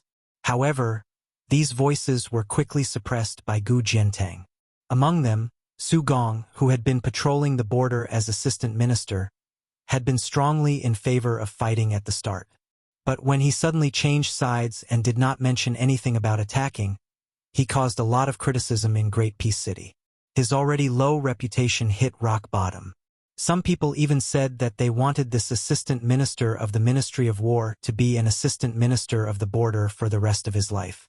Fu Shui Chamber only knows that Lu Shengxiang sent an urgent letter to the capital, directly to the Imperial Study Room. As for what the letter said, Fu Shui Chamber does not have the ability to find out. Jiang and I wanted to say something but hesitated. Su Fengyan smiled and said, "Let's not talk about it. I'll just treat it as an accident on the Eastern Front. In any case, I can't care about the life and death of the two Liao countries. If the Eastern Front is ruined, it will only be Gu Jiantang's headache." Jiang and I did not give a direct answer. "Who do you think hates Gu Jiantang the most in the world?" Su Fengyan paused. Gu Jiantang was able to become one of the 4 great generals of the spring and autumn period because of his contribution in destroying the country. Not to mention the southern Tang, they did not fight much. However, when they took down Dongyue, they fought some exciting battles. The only people who have a deep hatred for Gu Jiantang should be the people of Dongyue. Su Fengyan said to herself, "But even the royal family of Dongyue has been subdued. Most of the slightly famous generals are dead. The civil officials of Dongyue were the first to submit to the Zhao clan in Liang. They became Zhang Julu's lackeys in the early years of the struggle between the Zhang and the Gu. In particular, almost half of the officials of the 5 departments outside of the censorate and the Ministry of War were Dongyue civil officials. The most famous pair of censors, father and son, impeached Gu Jiantang's Ministry of War every year for 10 years after Yonghui Empress. But these people, to be honest, are just scratching an itch for Gu Jiantang, the pillar of the country. Perhaps Gu Jiantang of the two Liao countries would like them to scold him a few more times. Otherwise, he would not be able to hold his position. When a general is outside, he is never afraid of the civil officials of the internal court. On the contrary, he is afraid that his reputation is too good." Jiang and I sneered. Su Fengyan suddenly understood and said, "Oh." She asked doubtfully, "You really guessed it?" Su Fengyan nodded. Jiang and I curled her lips in disdain. Su Fengyan said, "Isn't it just Wang Sui?" She opened her eyes wide. Su Fengyan blinked. "Really?" She shook her head vigorously. Su Fengyan looked helpless. The 2 riders rushed to Snow Lotus City. After entering the city, the sound of the horses' hooves hitting the bluestone slabs seemed insignificant in the noisy nightless city. A few drunkards were squatting on the street outside the tavern to vomit. They inadvertently looked up and saw the faces of the 2 riders reflected in the dim light. They did not pay much attention to it.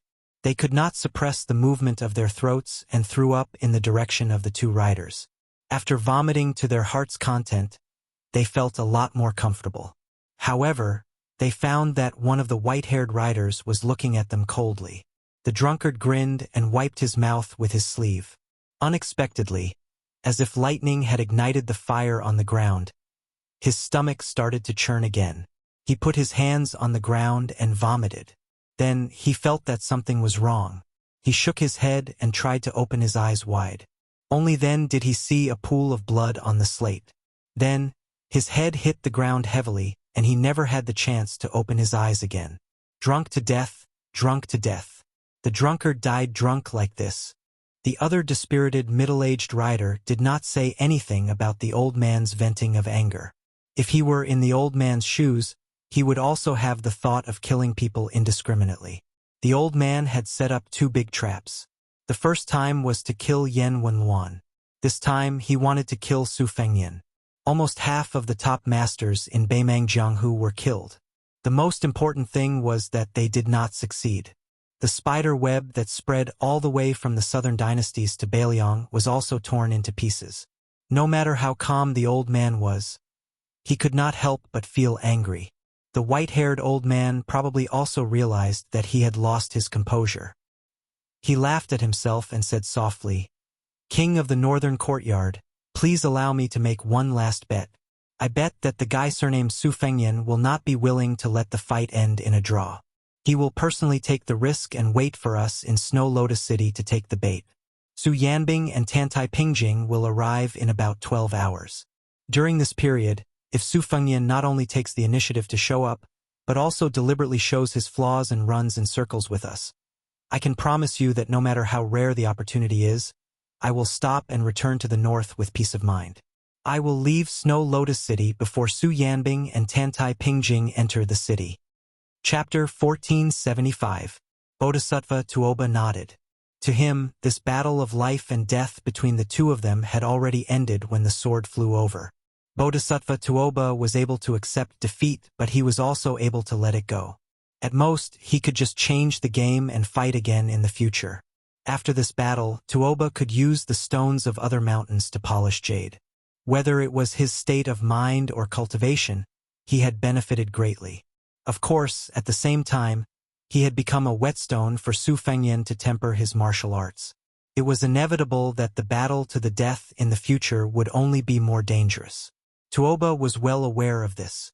However, since Li Mixi had saved his life, Tuoba would follow the Shadow Prime Minister's wishes all the way down south. He would not deliberately raise a tiger for the sake of the battle for the number 1 person in the world.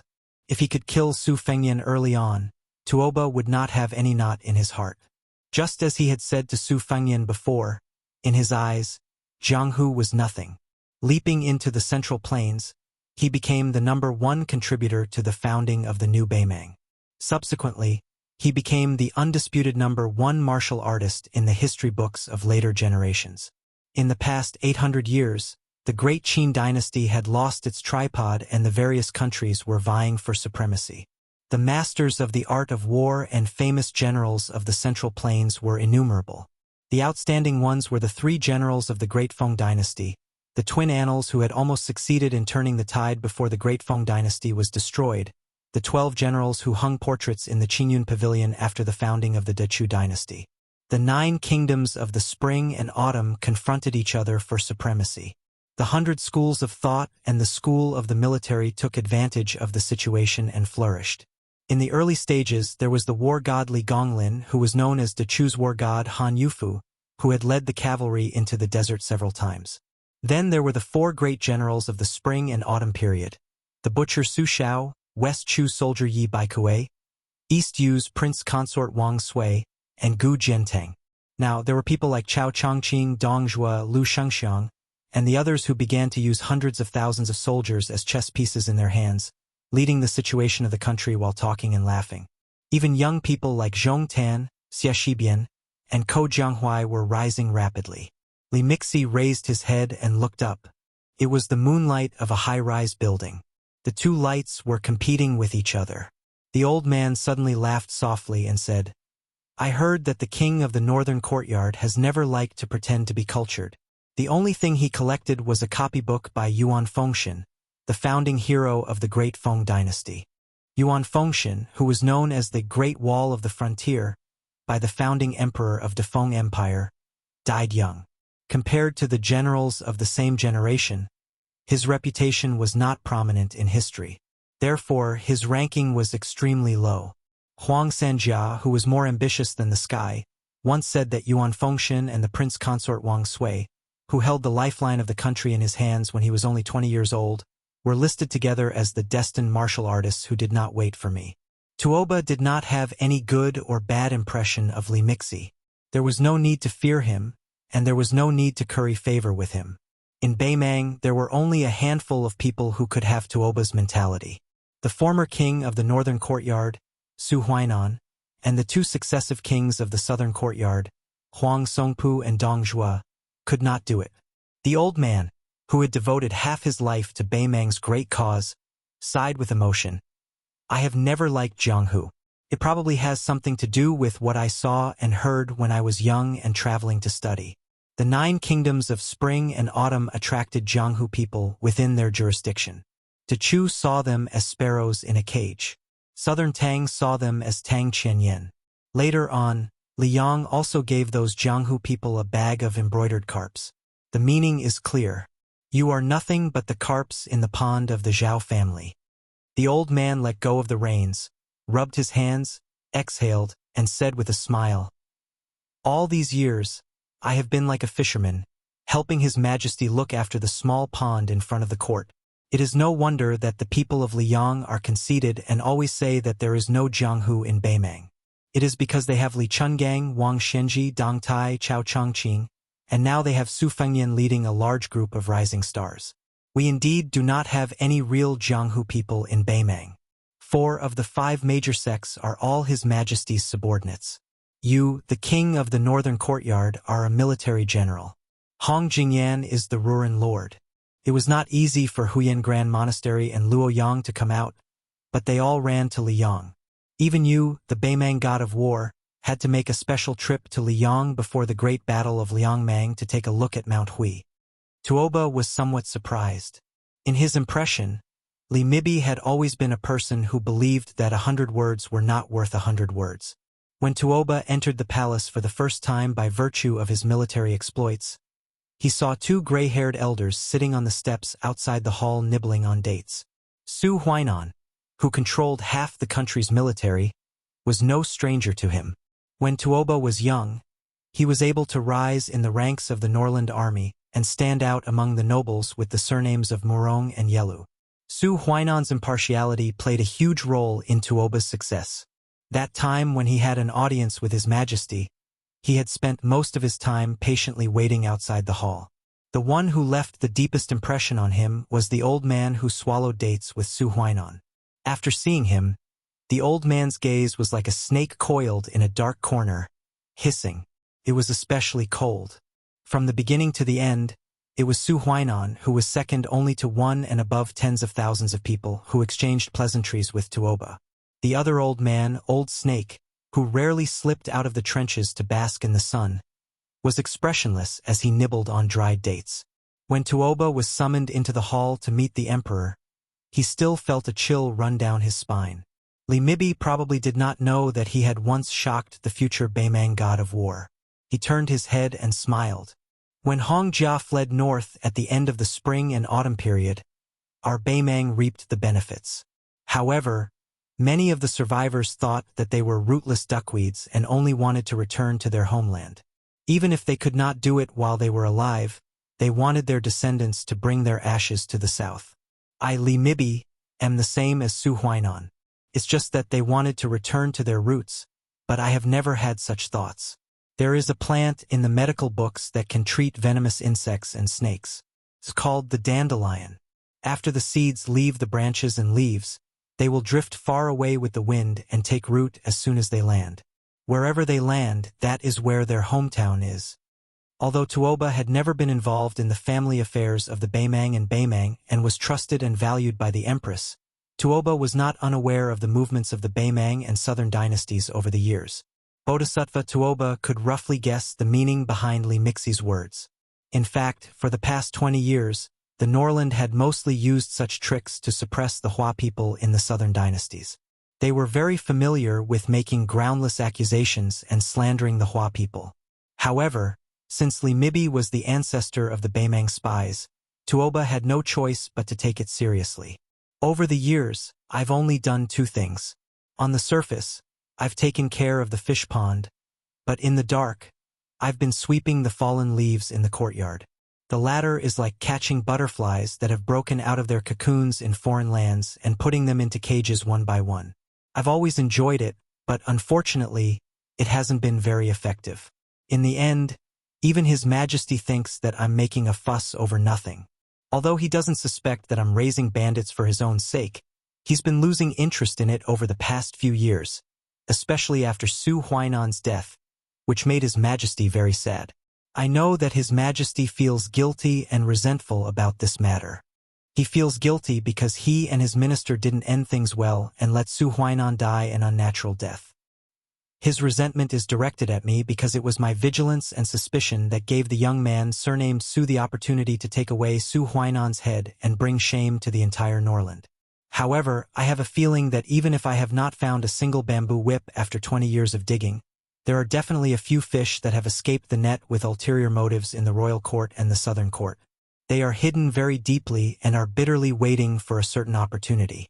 Tuoba frowned and said, "Since even you can't find them, even if there are a few fish that have escaped the net, it has been 20 years. How can they succeed?" The old man relaxed his tone and smiled. "I can't compare to the prefect of peace, nor can I compare to you, Tuoba or Dongjua. I am an outsider to both military and political matters, and I don't have any great foresight. However, doing the dirty work that seems to happen right under my nose all year round has developed a good habit of not too big nor too small. That is to first understand the people and matters that are close to me. Otherwise, I won't be able to sleep and eat in peace. I have focused all my attention on the great clans that rise and fall. I am not like many of you who are still fighting to the death with the Bailiang cavalry. You have already set your sights on the great and city further south, the Central Plains, and the Guangling River. I have something that I have always wanted to ask, but I can't. Today, there is only the king of the northern court and me. Can you enlighten me?" Tuoba said in a low voice. "Sir, please ask." Li Mibi's tone was particularly stiff. "Has no one other than me thought that Bailiang would win and Beimang would lose?" Chapter 1476. After confirming that Wang Sui was the stabilizing force of Beimang's eastern front, Su Fengyan looked calm, but his heart was in turmoil. This news was too shocking. No less shocking than the news that Shangyin Academy's Qi Yanglong had entered the capital and become the minister of imperial command. The Central Plains had sunk, and countless heroes had been washed away by the waves. They had either been loyal to their country, fled from the world, or entered the Liang Temple with the bad reputation of being a slave of two surnames. Many others had concealed their names, living in the forests and the alleys of the city.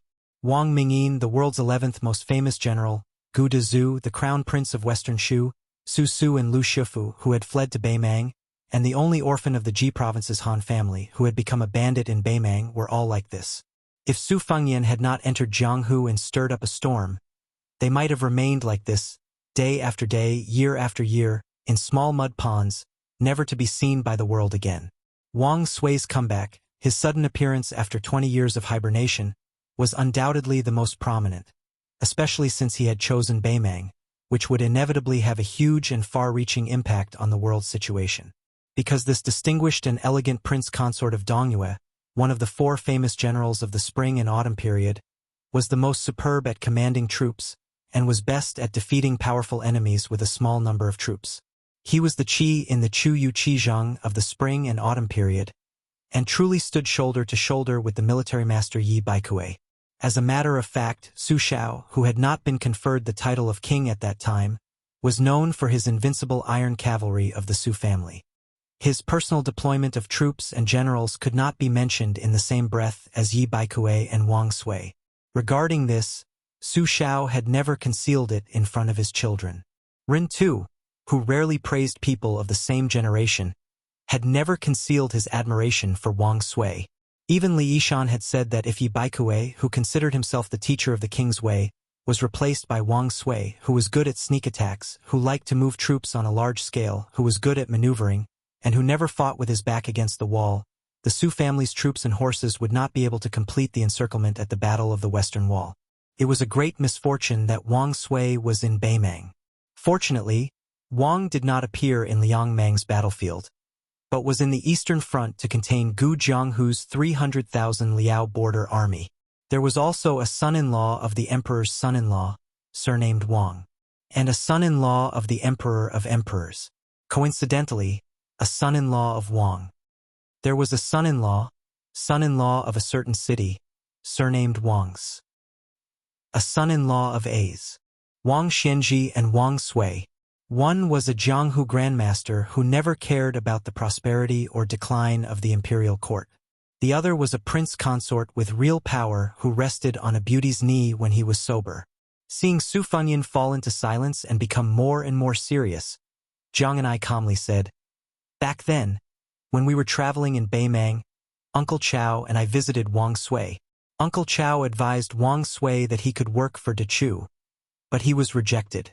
Wang Sui said that Dongyue's loss to Liang was due to the general trend and not because of war.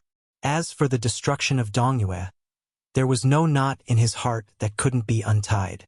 However, losing to Gu Jianghu was his second greatest humiliation, after losing to Wang Xianji when he was young. He wanted to fight with Gu Jianghu again under the circumstances of equal military strength and power." Su Fengyan muttered to himself, "You're already in your 60s. How can you still be so childish? Military affairs are not child's play. You punched me today, so I'll kick you again tomorrow." Jiang and I had a strange expression. "Wang Sui mentioned you before. After he heard that you were practicing the saber, he made a bet with Uncle Chao. Wang Sui bet that you would definitely become a martial arts grandmaster in the future." Su Fengyan smiled and said, "What's there to bet on? Isn't it obvious that it's a done deal? Your uncle is also willing to place a bet. Isn't he just a spendthrift who is willing to spread wealth? What's the bet?" Jiang and I said unhappily, "Uncle Chao didn't say that you couldn't become a grandmaster.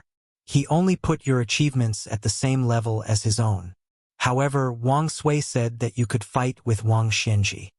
Su Fengyan touched his prickly stubble that hadn't been shaved for more than half a year. "Wang Sui has a unique foresight. If there's a chance, I'll definitely treat this old fellow to a drink. Just based on his foresight, I'll toast him 3 big cups first." Jiang and I smiled for the first time. "Do you know why Wang Sui thought so highly of you when you were just a first-tier Vajra realm martial artist?" Su Fengyan couldn't guess what Wang Sui, a 1,000-year-old tortoise, was thinking. He casually replied, "Appearance." Jiang and I seemed to have suffered a heavy blow and was speechless. Su Fengyan was astonished. Wang Sui really judged people based on appearance? Jiang and I was in a bad mood and didn't want to talk anymore. Su Fengyan started to ponder on it. Wang Sui was born in a noble family. When he was young, he abandoned all restraints and was a chivalrous person. He only turned over a new leaf when he was 20 years old. He had only practiced martial arts for 5 years and was proficient in all kinds of martial arts. His swordsmanship was especially outstanding. Even Swordpool's Song Nianqing and Chai Qingshan had praises for him. When Wang Sui was young, he was also publicly recognized as a handsome man in Dongyue. Those ladies with outstanding backgrounds in the imperial court all liked to call him Sandalwood. In that case, he is a kindred spirit like me. No wonder, no wonder. Jiang and I couldn't help but want to kick. Su Fengyan had expected this and turned his head to glare. Probably because she was used to being bullied in her early years. Even though she was a female sword immortal who could travel thousands of miles in the wind, she still instinctively pulled her foot back. Su Fengyan was still angry. "Speak. Who did you learn this from? Chao Chongqing or old Grand Preceptor Sun Shiji?" Jiang Ni's face was cold as she muttered, "Why do you care?" Su Fengyan rubbed his butt. That kick in the small alley not long ago had destroyed the air of an expert that he had worked so hard to cultivate. His face was suddenly filled with anger as he snorted strangely. "I heard that there is a young pretty boy in your West Chu temple. His surname is Song, and he is so famous that even in Great Peace City, it is said that his face is white, his appearance is beautiful, and he is as solemn as the wind under the pine trees, tall and gentle. Many people have nothing better to do and say that this guy often travels the mountains and rivers and is mistaken by the village woodcutter as an immortal who has come down to the mortal world. Even Qi Yonglong praised him in front of Zhao Zhuan, saying that the one surnamed Song has outstanding literary talent. Among the young scholars in the world, his poems and essays are like the dragon in the Dragon Palace. Only this person has obtained a pearl, the rest are just the claws of a dragon. So now, Li Yang has the saying of dragon and phoenix poise, which is to say this guy's literary talent, and Zhang and I pretended to be confused and interrupted Su Fengyan's chatter. I have heard of the dragon and phoenix poise. As for Song Maolin, he is the youngest Hanlin scholar in the history of Dechu. If it wasn't for Uncle Chao, he would also be the youngest chessman waiting for the imperial decree. But as for dragon and phoenix poise, Northern Su and Southern Song, or Song Maolin's essays reflecting the beauty of so-and-so, I don't know anything about them. Su Fengyan laughed angrily. That pretty boy dares to be ranked with me? I can take down 1,000 Song Maolins with one hand. Didn't he just write a careless declaration? I think it's just that. Immortal my ass. Zhang and I still had that innocent look in her eyes. So it's like this. If I remember correctly, Grand Preceptor Sun once praised him for writing a declaration that was equivalent to 100,000 soldiers. Then she lowered her head and started counting with her fingers. Li Yang's secretary Qi Yonglong said that his literary talent is good, and he has the style of an immortal.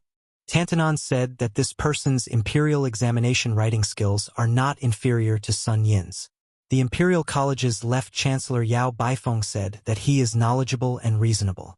In addition, our Dechu's Grand Preceptor Sun said that his declaration writing is imposing.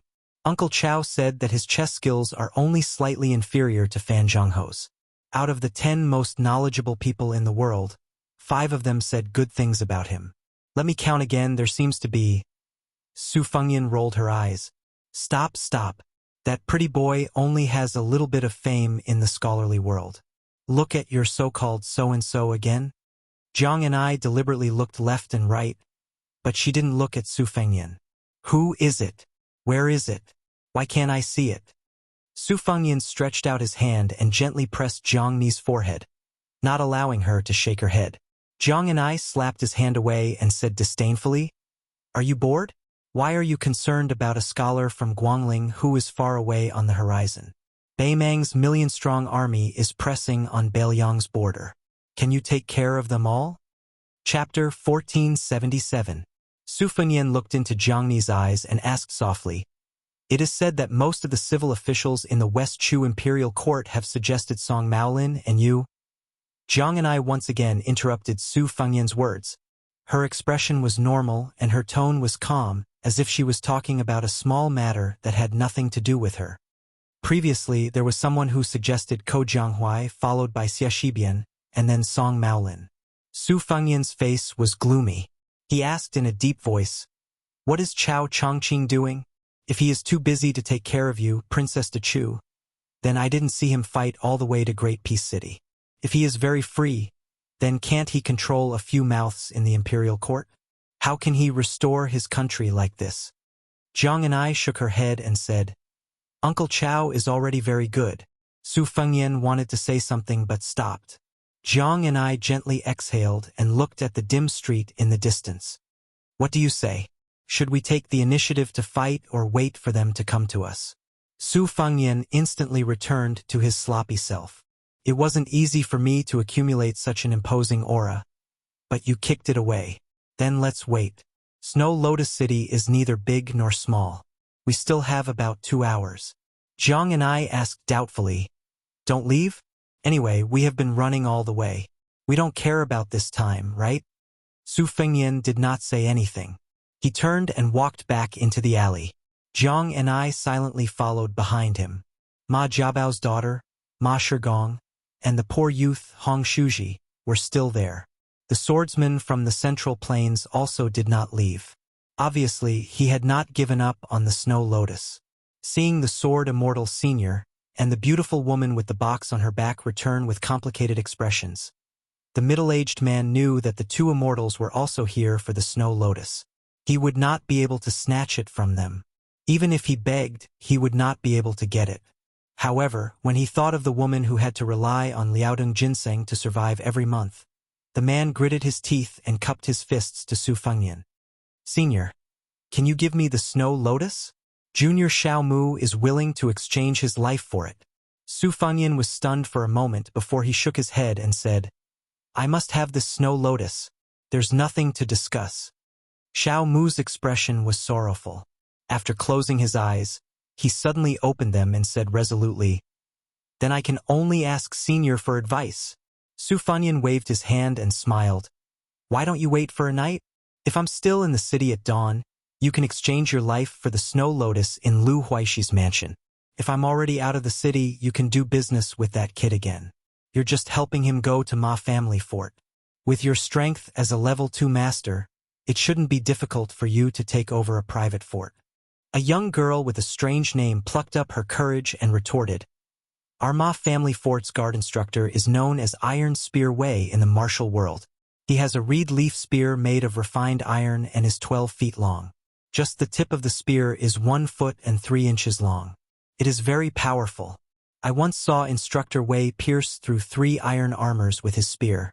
Besides, our Ma Family Fort also has a cavalry army that comes and goes like the wind.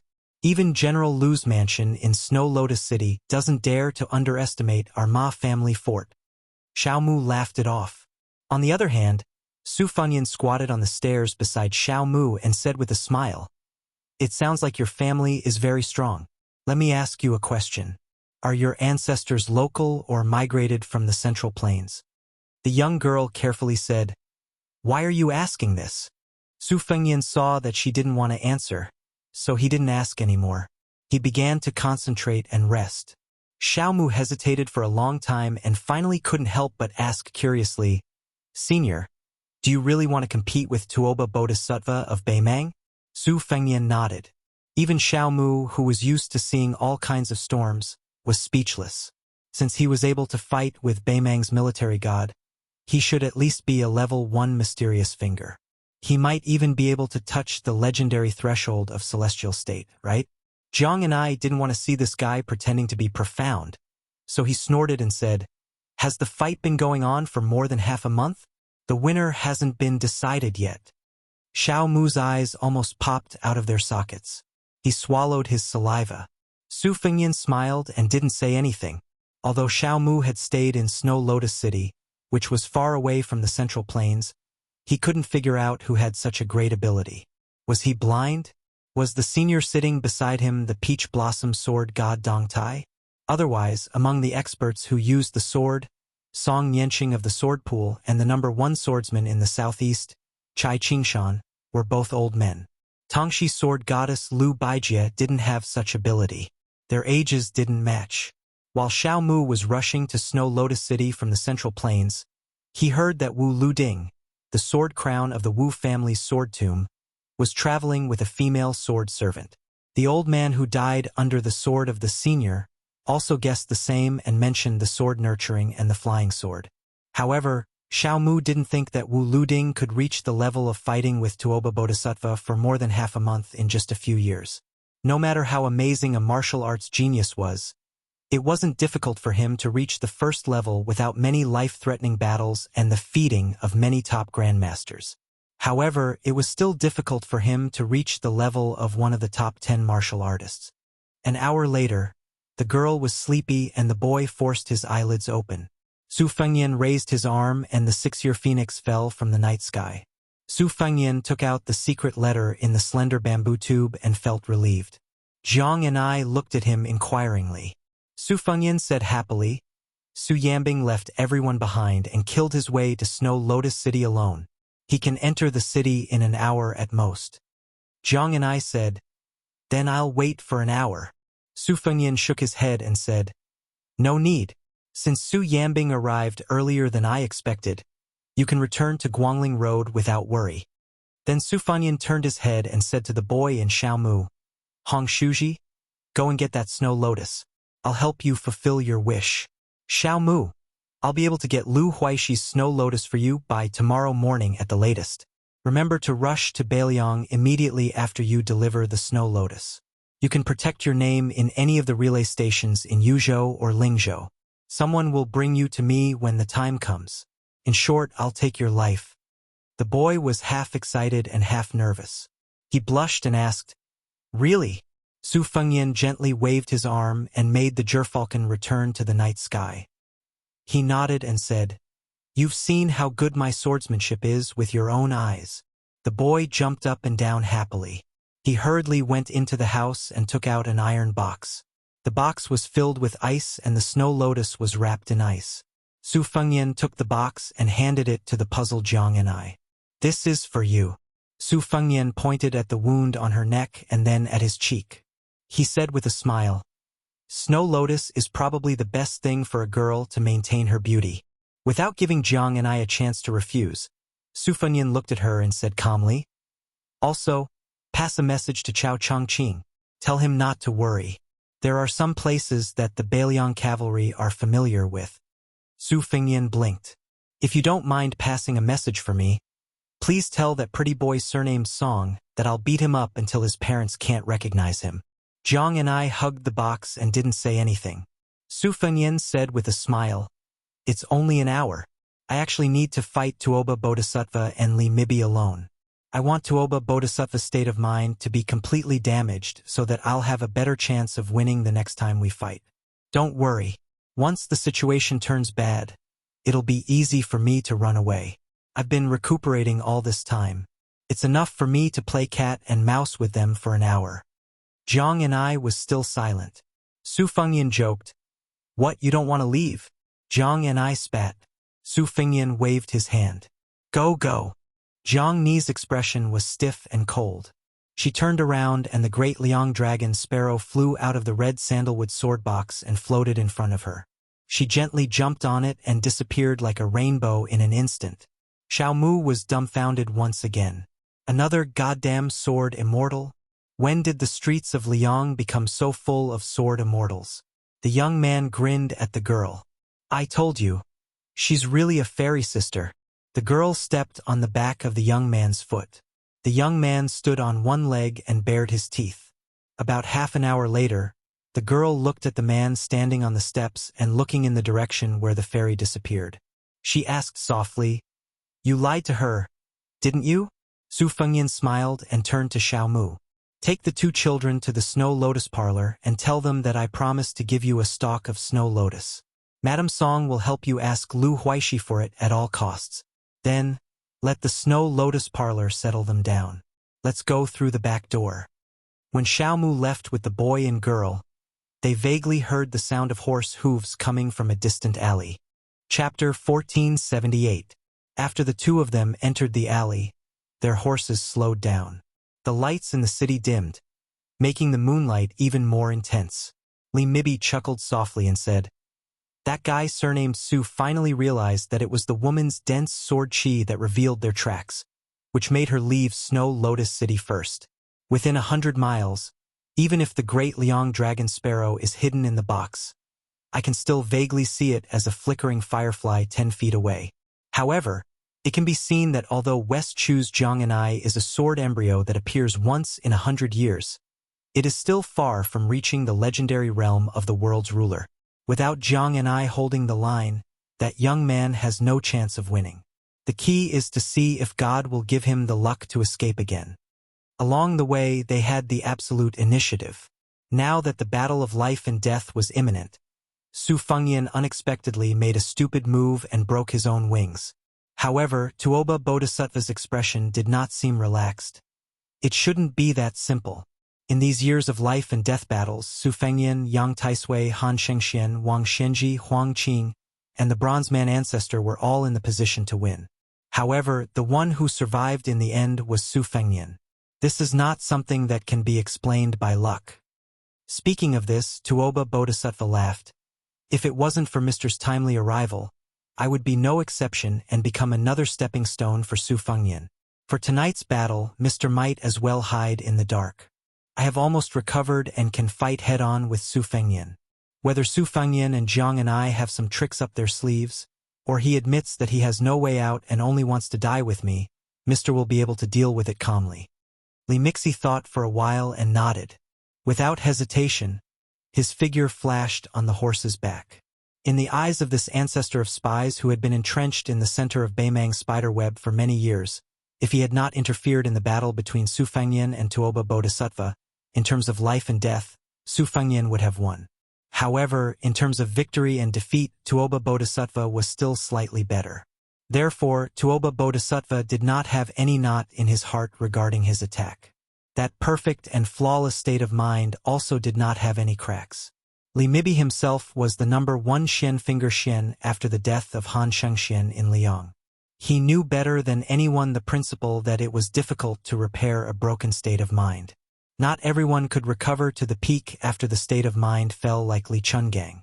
If your state of mind is not damaged in the slightest, you won't be able to recover in 100 years. Moreover, Su Fengyan's injuries were far more serious than Tuoba Bodhisattva's. It could be assumed that the speed of his recovery and the recovery of his body was much slower than Tuoba Bodhisattva's.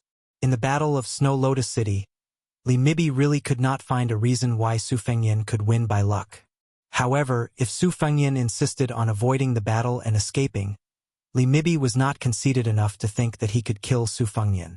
If one did not enter the first class or even the first-class Vajra realm, one would forever be a frog at the bottom of the well, unable to see the spectacular scenery outside the well.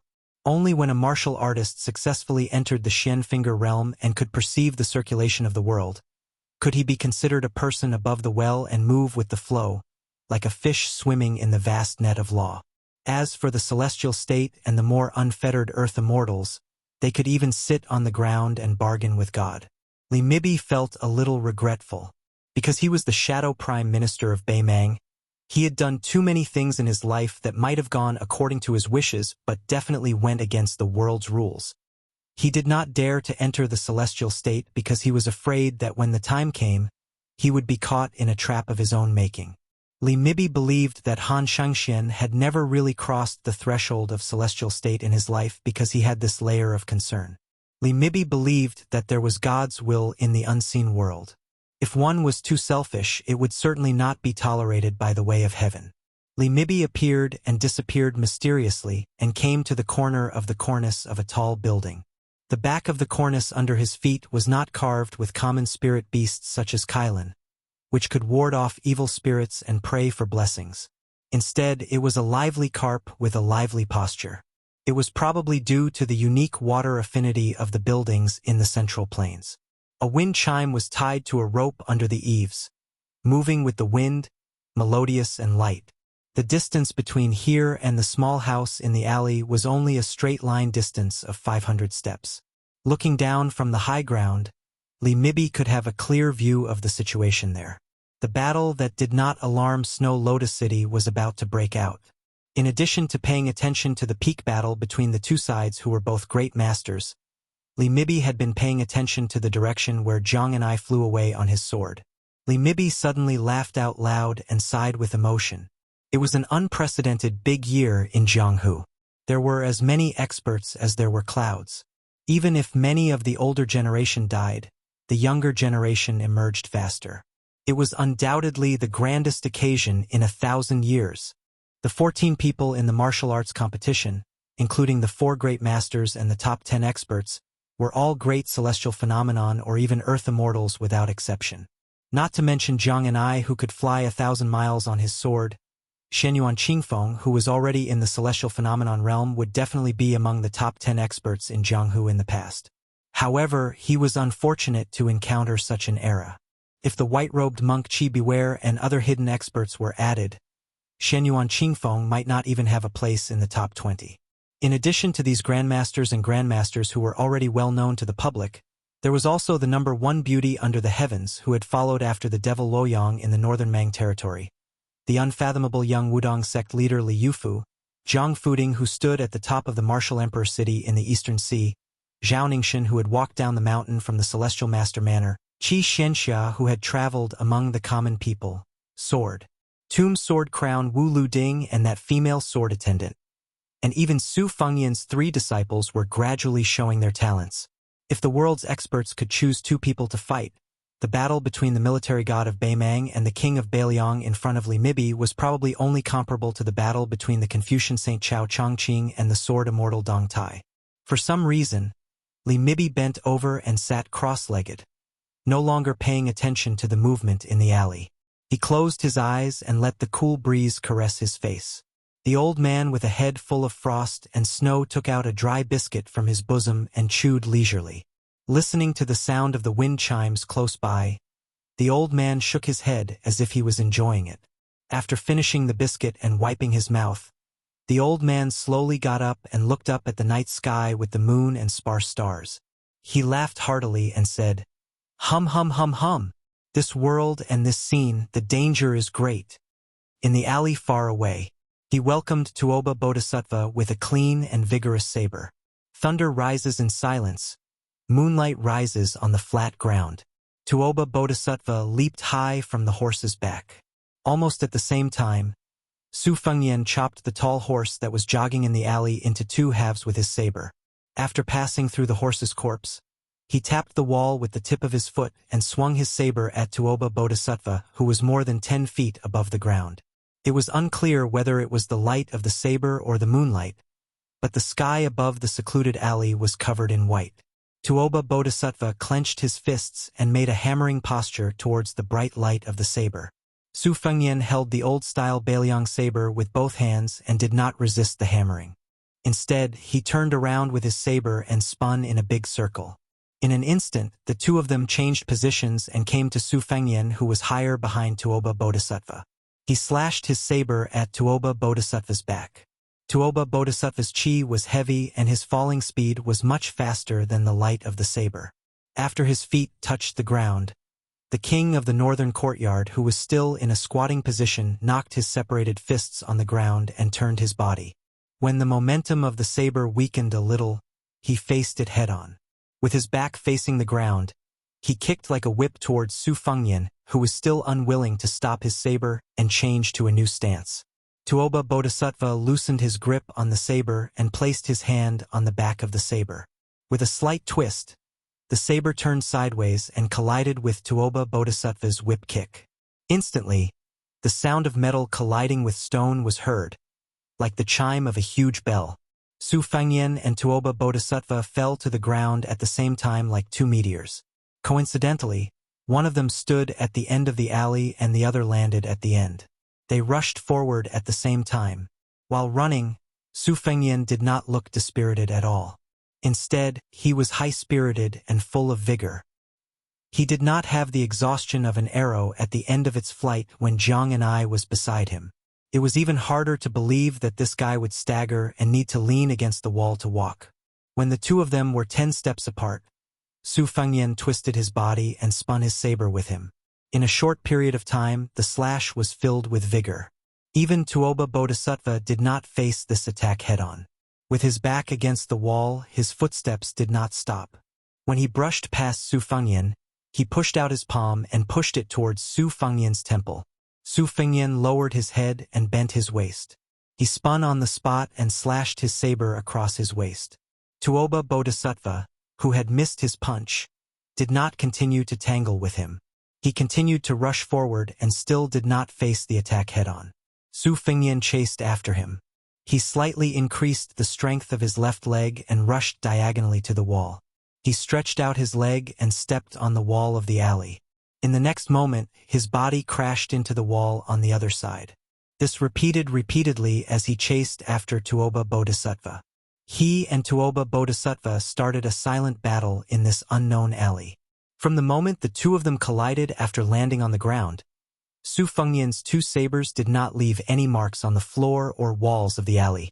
Tuoba Bodhisattva's punch also did not leave a hole on the wall. There was not even a finger-sized hole. What happened next was still an unusual and strange situation. It was a narrow alley that only allowed 2 people to ride side by side. Although Su Fengyan was moving with his saber, he did not release any saber light. Only when the moonlight shone on his cold saber did it reflect a white light. It was obvious that Tuoba Bodhisattva was able to attack less and defend more than attack. However, Su Fengnian did not have the self-destructive aura that he had when he was in a life-and-death battle. Both of them attacked quickly and stopped even faster. They were as fast as lightning and thunder. There was nothing else that could be shown. This kind of subtle battle could not even be compared to the battle between two second-grade masters from Shangzhou County. The two great masters who were qualified to not talk about etiquette with the King of Heaven and Earth were polite and restrained in this alley. They did not overstep the rules and did not cross the line at all. They were like gentlemen. Chapter 1479. There was no majesty that could uproot mountains and rivers. There was no unbridled joy. There was only a little restraint. Instead, it was like a woman's embroidery, with only the slightest struggle. But once it succeeded, there might be one less great guru in the world. Both of them tacitly drew a circle around the ground. The alley was a cage. A fight in a cage. Both of them only wanted to stab each other in the mirror of the state of mind.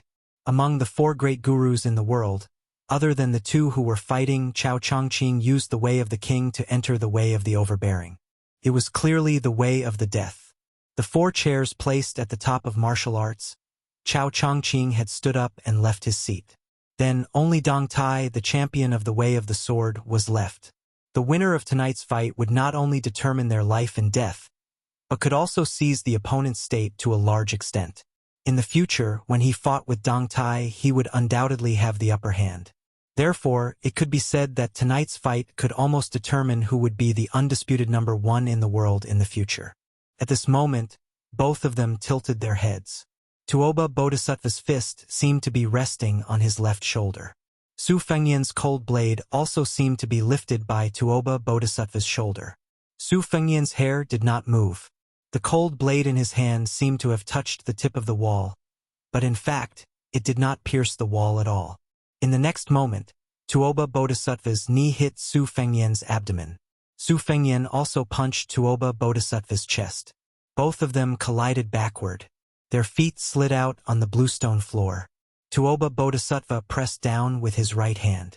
The moment his back was about to touch the wall, he stopped moving backward. Su Fengnian shook his wrist holding the blade. Similarly, he did not touch the wall. Tuoba Bodhisattva waved his hand and hit Su Fengnian's side. Su Fengnian hit Tuoba Bodhisattva's face with his blade at the same time. After both of them fell out, they stood still.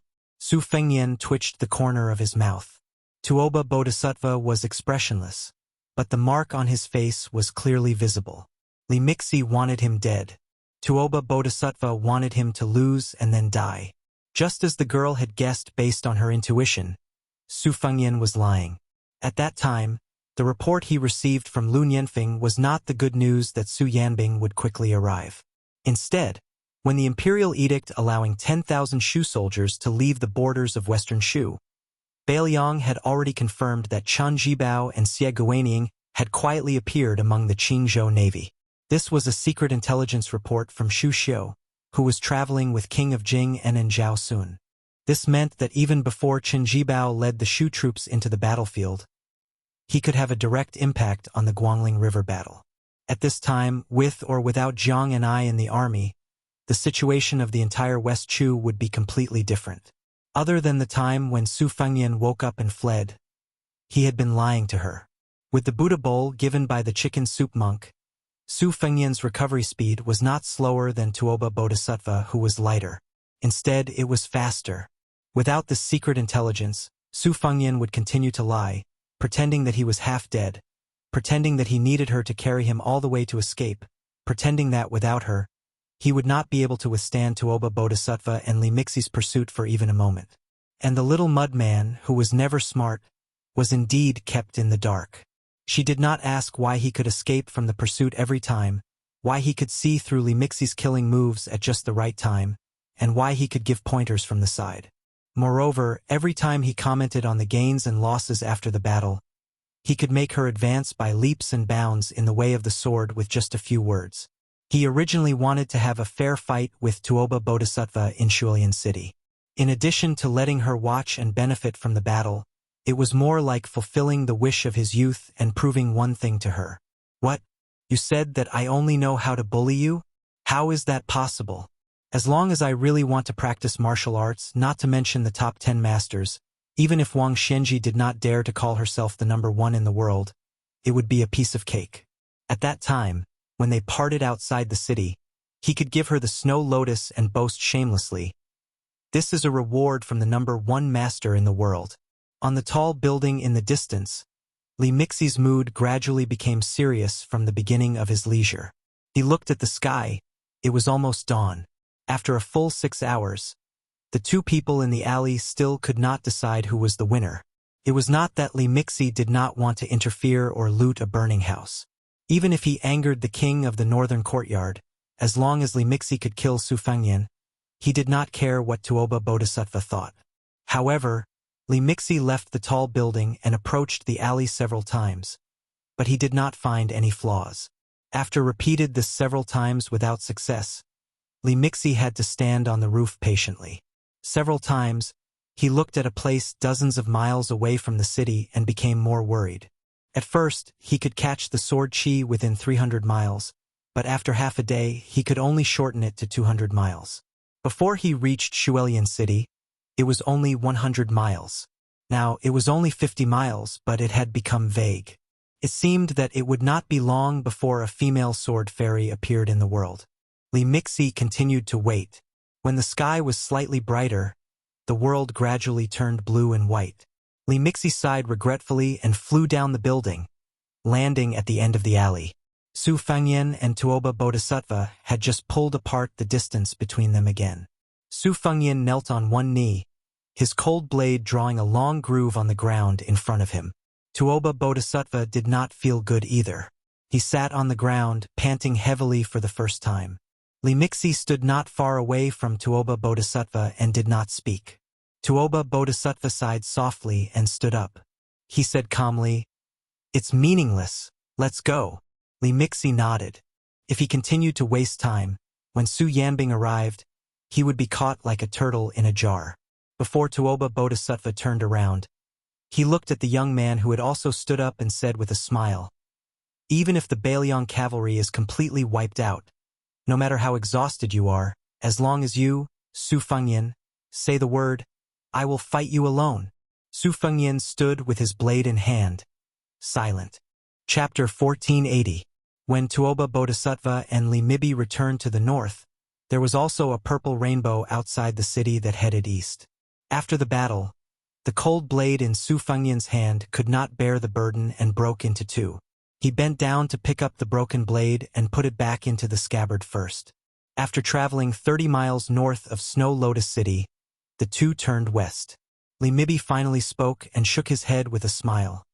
"The king of Bailiang is young, but he is very scheming." Tuoba Bodhisattva suddenly asked, "Sir, do you know why you did not fight to the death last night and only competed with him in the state of mind?" Li Mixie thought about it but still could not figure it out. Or rather, he was unwilling to believe the truth. Tuoba Bodhisattva smiled. Using fate energy to transform into a cultivation base that has nothing to do with the state, Su Fengyan, who is in a treasure mountain, can squander it at any time. However, he still has a sense of propriety and only managed to ensure that he does not die. Su Fengyan's first strike in the alley was to tell me this fact, to tell us not to push him too far. If it was just a competition of chi, Su Fengyan would not have lost. Between you and me, one of us might have been left behind. It's just that he probably wants to leave more resources for his crumbling northern Liang. Li Mixie sighed. Fate energy. Bailiang's fate energy. Tuoba Bodhisattva said in a low voice, "I will not go to Liuzhou first. I will go back to the southern court with you to remind His Majesty and the imperial decree of peace." Li Mixie suddenly got angry and sneered. "You always say that Baimang's Jianghu is not a real Jianghu. Then Su Fengyan, who is second to none as a great guru in Liang, is not even cool in a fight. When has he ever done anything cool? Chao Chongqing, Gu Jiantang and the rest are the same. Only Dong Tai is worthy of his name." Tuoba Bodhisattva's expression did not change. He reached out to wipe the blood from his nose and said indifferently, "A pitiful person has his own detestable side. A laughable person has his own respectable side. Therefore, I hope that Su Fengyan will die in my hands and not under the hooves of the Sword Emperor of West Shu. In Snow Lotus City, a young man carrying a saber stood in front of a small shop that sold meat naan with a worried expression. The shopkeeper waited for a long time, but didn't see this fellow take out his money pouch. He rolled his eyes, and after a long time he stopped paying attention to this poor bastard. What's wrong? I'm a man, not one of those young and foolish girls or ferocious women. Do you think you can eat for free just because you look like a dog? Just because he had a saber on his waist, he was considered a master of chivalry? Who are you trying to scare? Not long after, his wife and daughter, who came to the shop to help, glanced at the young man shyly, which gave the man a headache and a toothache. He wanted to give the young man the smallest meat naan so that he could get out of the shop, but his shameless wife had already given his daughter 2 pieces of meat naan with the most weight. Then his daughter shamelessly shook her waist and stood in front of the young bastard. She timidly handed the meat naan to him and said with a smile that she would not take his copper coins. The man fiercely turned his head away. Out of sight, out of mind. Motherf asterisk cur. I was much more handsome than you when I was young. Okay? Just when the young man reached out to take the meat naan with a bright smile, an angry voice sounded beside him. Do you have any shame? Then she stared at the young girl. How much is it? The young girl was stunned and replied, 1 meat naan is 6 copper coins. 2 are 5 copper coins. She turned around with her back to the young man and carefully took out about 7 or 8 auspicious talismans from a beautiful money pouch. Most of them were small coins of 1 copper coin, and there were 2 of them with a discount of 2 copper coins. There weren't many big coins. Talismans issued during the auspicious talisman era were all new money, and they had nothing to do with the famous spring water from the previous dynasty. She muttered to herself, but in the end, she was really reluctant to hand over the 5 small coins of 1 copper coin, and she was also reluctant to take out the copper coin with a face value of 10 copper coins because she only had these 2 coins in her money pouch. They came in pairs, and it was not good to separate them. In the end, she could only frown and give the young girl 1 small coin of 1 copper coin and 2 coins with a discount of 2 copper coins. It was exactly 5 copper coins to buy 2 meat naans. The conflicted expression on her face was as if she was watching her daughter get married. The young girl and the woman in the shop didn't know whether to laugh or cry. It was only 5 copper coins. Why was she so reluctant to part with them? The young man stopped her and said softly with a smile, Okay, you don't need to spend money. Take it. The young man with a sword turned his head and looked into the distance. He waved his hand, and soon, a tall and sturdy man with a respectful expression ran over. The young man asked, Do you have any silver coins? The man was also one of the top experts in Snow Lotus City, but he still nodded his head in fear when facing this young man. He took out all the silver coins he had on him, and he was so respectful that he even wanted to give up his life. The young man only asked for 1 silver coin and gave it to the young girl. He took the meat naan and said with a smile, Keep the change. The young girl, whose heart was swayed by the smile, said sweetly, Thank you, young master. The young girl beside him turned her head and put the copper coins back. Her lips moved slightly, and her face was full of disdain. Judging from the shape of her lips, she should be saying the words, Thank you, young master. The young man smiled and gave her a freshly baked and fragrant meat naan. Then he said, I won't see you off. Remember not to leave the city on your sword. It's very scary in broad daylight. The young girl, who was carrying a purple box, took the meat naan and walked straight to the city gate. He waited until her figure slowly disappeared from his sight, and then he walked away with his back to her. The tall and sturdy man, who was Madame Song's personal retainer in the Snow Lotus house, kept his head down and didn't dare to look at them. He lowered his head and bit the meat naan. The meat naan was covered with scarlet blood. In the distance, above the clouds, which were as high as the 9th heaven, a woman with fluttering clothes stood on the great Liang dragon sparrow and flew with the wind. Her whole body was bathed in golden light. She held a copper coin above her head and looked at it in a daze. She knew that he lied to her. She suddenly felt a little annoyed. She suddenly flew up on her sword and said angrily, I should have found some copper coins. Chapter 1481. There were many brothels in Snow Lotus City, and they were clustered together. The tall buildings stretched as far as the eye could see, and the layers upon layers of overhanging eaves actually gave off a grandeur similar to that of an imperial palace. The Snow Lotus building was the one with the tallest eaves, and it had 8 floors. The name of the sleepless city also came from this. It was dawn, but the wide main street was not deserted. There were constantly rich men in disheveled clothes walking out of the brothels with enchanting women snuggling up to them. If they met their brother-in-law on the bed on the street, the men would look at each other and smile. Everything would be understood without words. Su Fengnian let the man of sacrifice from the whisk room lead the way.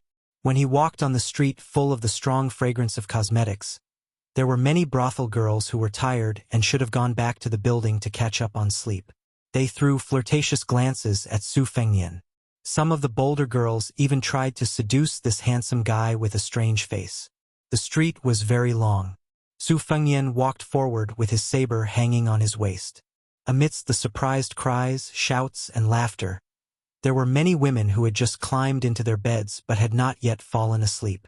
Following the sounds and movements, they opened their windows and leaned against the railings, smiling as they watched this distinguished and elegant young master.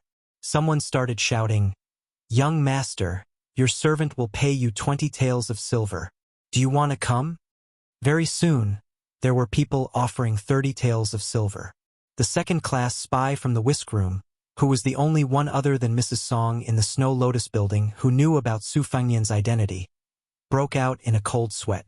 At the same time, he also had a heroic spirit.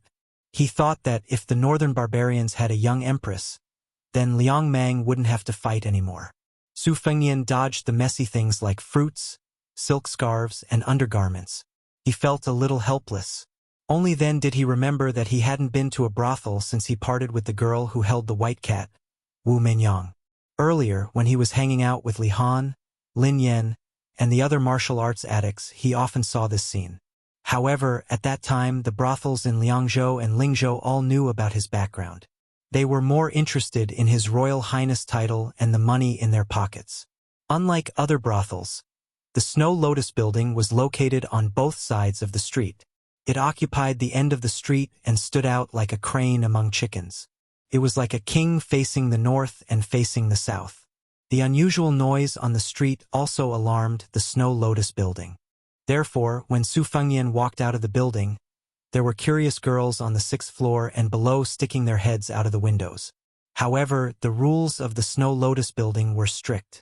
They didn't dare to join in the fun like their peers, especially when they saw the burly man standing at the bottom of the stairs in a respectful manner. They didn't dare to act rashly. Su Fengnian didn't care about this harmless episode. Tuoba Bodhisattva of the 4 great grandmasters had already confirmed his return to the north. Dong Tai had never been an enemy. Chao Chongqing was in Guangling Road. Who in the world could assassinate him? Who would dare?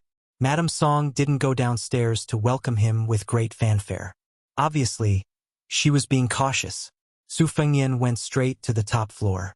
Madame Song and the new courtesan of the Snow Lotus building, Yu Qingling, whom he had met not long ago, stood at the door of an elegant room. Madame Song pushed the door open.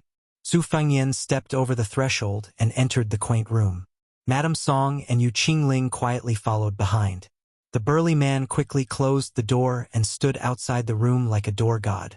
After Su Fengnian found a chair and sat down, Yu Qingling began to brew tea without Madame Song's instruction. The tea set on the table had already been prepared. Su Fengnian signaled Madame Song to sit down with him. She gently asked if he wanted to eat breakfast. Su Fengnian shook his head and asked, "Have you settled Xiao Mu and the 2 children?"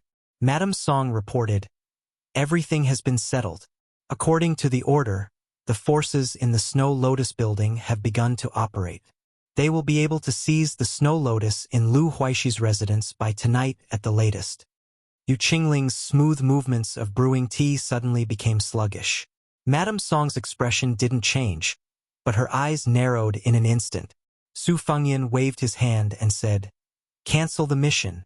There's no need for it." Madame Song nodded and didn't show any doubt. Su Fengnian said softly, I'll rest in the Snow Lotus building for a day. You can carry on as usual. You don't have to spend time entertaining me." Madame Song wanted to say something but hesitated. Without waiting for Su Fengyan to speak, she immediately dismissed the idea and said with a guilty expression, "I've overstepped." Su Fengyan smiled and said, "There's nothing to hide. I just fought with Tuoba Bodhisattva, who chased me all the way to Snow Lotus City. We still couldn't determine the winner. I reckon Li Mibi is beating his chest and stamping his feet right now. Beimang paid a great price for this assassination." Yu Qingling felt as if she was struck by lightning. Beimang's military god, Tuoba Bodhisattva, and Li Mibi, the ancestor of spies, which one of them wasn't a terrifying figure.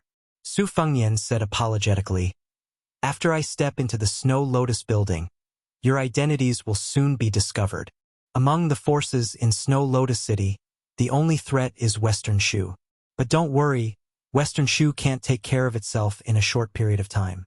In addition, their spies have always been weak.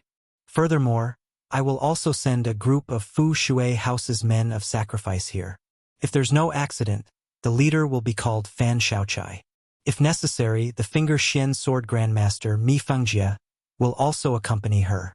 Because Snow Lotus City cannot be abandoned for the time being, I need the Snow Lotus House, which has the innate advantage of being close to the water tower, to help keep an eye on the changes in the situation between Western Shu and Nanzhao. In the future, I may force you to go to Nanzhao and contact some people." Madame Song smiled and said, "It's Snow Lotus Building's great honor to be able to contribute to Mount Qingliang and Fu Shui House. I won't refuse even if I have to die 10,000 times." From the corner of Yu Qingling's eyes, she could see that Madame Song was in high spirits and had a warm smile on her face. This was very different from the Madame Song in her memory. Ever since Yu Qingling settled down in the Snow Lotus House when she was young, the Madame Song in her memory had always been a serious and cold person. Even when facing the courtesans like Yu Qingling, she was always stingy with her smiles.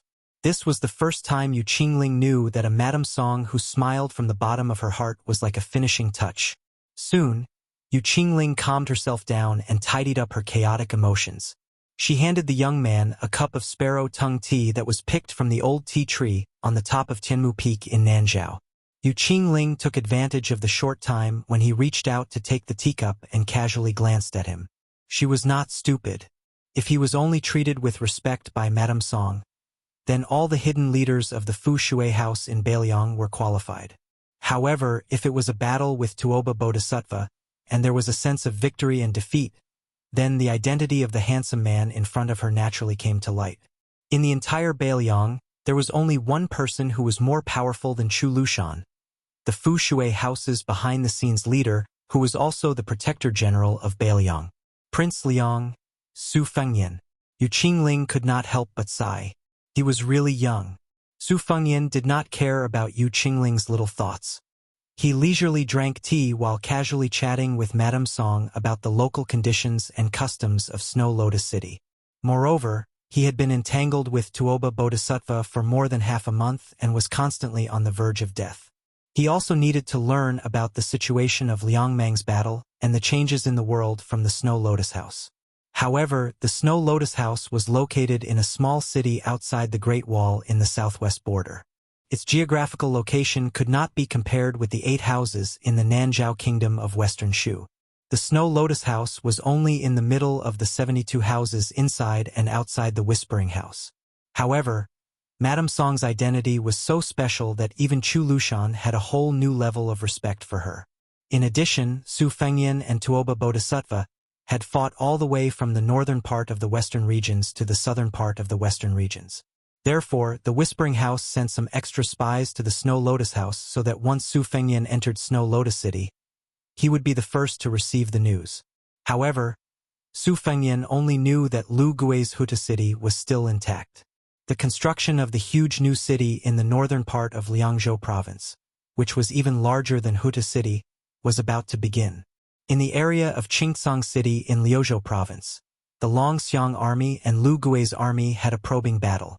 Both sides suffered losses that were within the acceptable range. Furthermore, after Crouching Gong and Luanhe cities were breached by Beimang's vanguard General Zhongtan, Xiaoguang City also fell to Beimang's all-out offensive. The Tiger Pouncing Camp, which had been personally approved by the king of Beiliang and personally issued a military order in the name of the Beiliang Protectorate and Chulushan, had once made outstanding contributions to the Yuzhou infantry headquarters. From the main general, Sun Shu, to the 23 captains and 47 deputy captains, to all the soldiers, the 2,726 people in the camp had all died in battle. Yu Qingling didn't know why, but when she heard these concise words from Madame Song's mouth, she felt as if she could hear the sounds of battle drums, battle cries, smoke, corpses, faces covered in blood, and unsheathed Beiliang sabers. She didn't know when, but when tears streamed down her face, she saw the young vassal king leaning back in his chair and drinking tea. His face was expressionless and indifferent. Yu Qingling, this lowly chess piece of the Fu Shui chamber who had worked so hard to become a second-class concubine, suddenly couldn't help but feel angry. She suddenly felt a surge of courage. She stared straight at this young man who could, at times, openly wear a python robe. Her eyes were filled with doubt and resentment. The soldiers at the border were sacrificing their lives for you, for your Su family. Could it be that you couldn't show a bit of grief?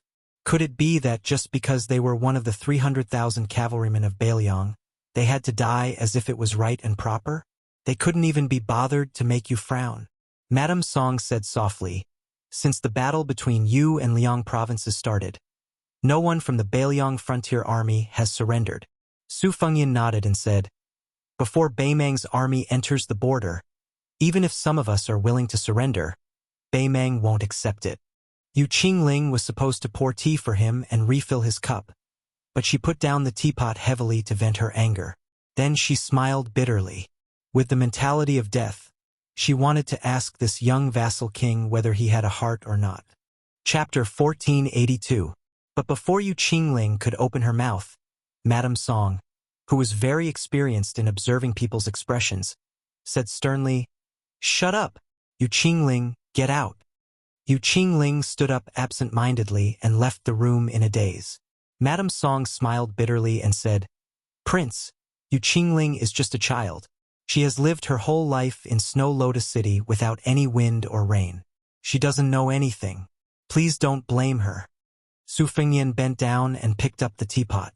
He poured a cup of tea for himself and also poured a cup for Madame Song. He shook his head and said, "It's fine." Madame Song said softly, "Snow Lotus Building is a Mandarin duck building with 2 buildings connected by a corridor in the sky. That's why it has the reputation of pavilion in the sky. The front building is mainly used for banquets and tea. Guests usually come in at night and leave in the morning. The back building is used for accommodation. Most of the guests who are familiar with Snow Lotus Building can enter. It's just that this servant doesn't know if Prince wants to live in the back building or find a quiet house nearby to rest. It's not far, it only takes half a cup of tea's time." Su Fengyan smiled and said, "It's not too troublesome. I'll just live in the back building." Madame Song was a bit hesitant. The back building had a first-class room that was not inferior to a marquis's house. However, Snow Lotus Building was filled with people from all over the world. There were many rich people who spent a lot of money to stay in this gentle place. Often, they would stay for 10 days to half a month. Dirty things often happened in this place.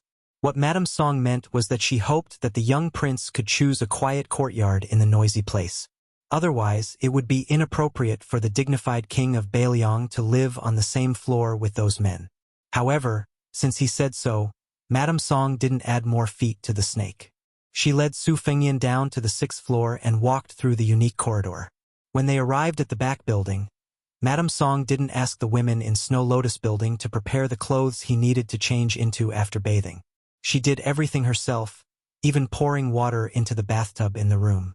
As for the matter of volunteering herself to sleep with him, Madame Song didn't dare to expect it, nor would she think about it. In the brothels of the world, no matter how beautiful you are, no matter how many men you have under your skirt, aren't they all mediocre? Growing out of the mud without being stained? Did she really think that she was a female bodhisattva sitting on a lotus platform? Su Fengyan, dressed in rags, walked Madame Song to the door. He took off the cold knife, took a bath, changed his clothes, shaved his beard, and trimmed his nails. Finally, he felt refreshed. And then he sat down in front of the table. His mind stirred slightly. The remnants of the flying swords that Dong Tai gave him years ago flew out of his sleeve and floated about a foot away from the table. Black armor, childhood sweetheart, morning dew, spring water, peach blossom, moth may, vermilion bird, huang tong swan, golden thread tai. At first, there were a total of 12 flying swords, each containing 12 different sword forms. The sword forms were already clear in his heart, but after several great battles, there were only 4 flying swords left. Childhood sweetheart, huang tong swan. People often say that things remain the same but people change. However, on Su Fengyan's side, it was people who relied on old things that gradually disappeared. Su Fengyan did not put away the 4 flying swords that depended on each other. He let them rest quietly on the table, closed his eyes, and began to breathe. The reason why Taoists were proficient in the art of breathing and advocated returning to simplicity was because there was a saying that when a newborn baby fell to the ground, it would spit out the turbid qi from his previous life. Young children often cried because they did not hide the turbid qi in their abdomen. They did not know the art of breathing and nourishing their body, but their jinqi naturally existed for a long time. Therefore, it fit the word naive. When a person grew up, although he learned to endure things silently and liked to praise someone's maturity by not showing his joy, in the eyes of Taoists it was contrary to his nature. Su Fengyan was half asleep and half awake. He was in a trance. He breathed in and out, and his mind was retracted and released. At this moment, he could hear many movements inside and outside the Snow Lotus Tower. The next moment, it was as if the world was completely silent. Su Fengyan thought of the blind old soldier, Su Yongguan from the fish drum camp, who sent him off 600 times on his way to the capital post. He thought of the Yuzhou cavalry who fought from Jibei to the mouth of the calabash. He thought of many people and many things. After an unknown period of time, Su Fengyan was awakened by the sound of light footsteps outside the door. He suddenly realized that the lanterns outside the window were already lit. Su Fengyan put away his flying sword and walked to the window, lost in thought. After this battle, Su Fengyan was confident that it would not take long before he could fight Tuoba Bodhisattva to a draw. He would also be able to compete with Dong Tai, who had the strongest killing power among the 4 grandmasters. As for Chao Chongqing, who was considered to be the most famous among the 4 grandmasters, but was only considered to be the last among the 4 grandmasters. After all, Tuoba Bodhisattva was publicly recognized as the number 2 who would only lose to Wang Xianji. Dong Tai had also improved after Li Chungang lent him his sword and went to the sea to visit the immortals. Su Fengyan used the momentum of defeating Wang Xianji in one move, and his reputation in Jianghu was like the sun in the sky. Only Chao Chongqing had not fought with a grandmaster of the same cultivation level for many years. Even though he appeared briefly with Ginger in Great Peace City, he did not fight. He only fought with Gu Jiantang, Lu Hao, and the others. There was no real life and death battle. Therefore, compared to Su Fengyan, Dong Tai, and Tuoba Bodhisattva, it was inevitable that he would be looked down upon.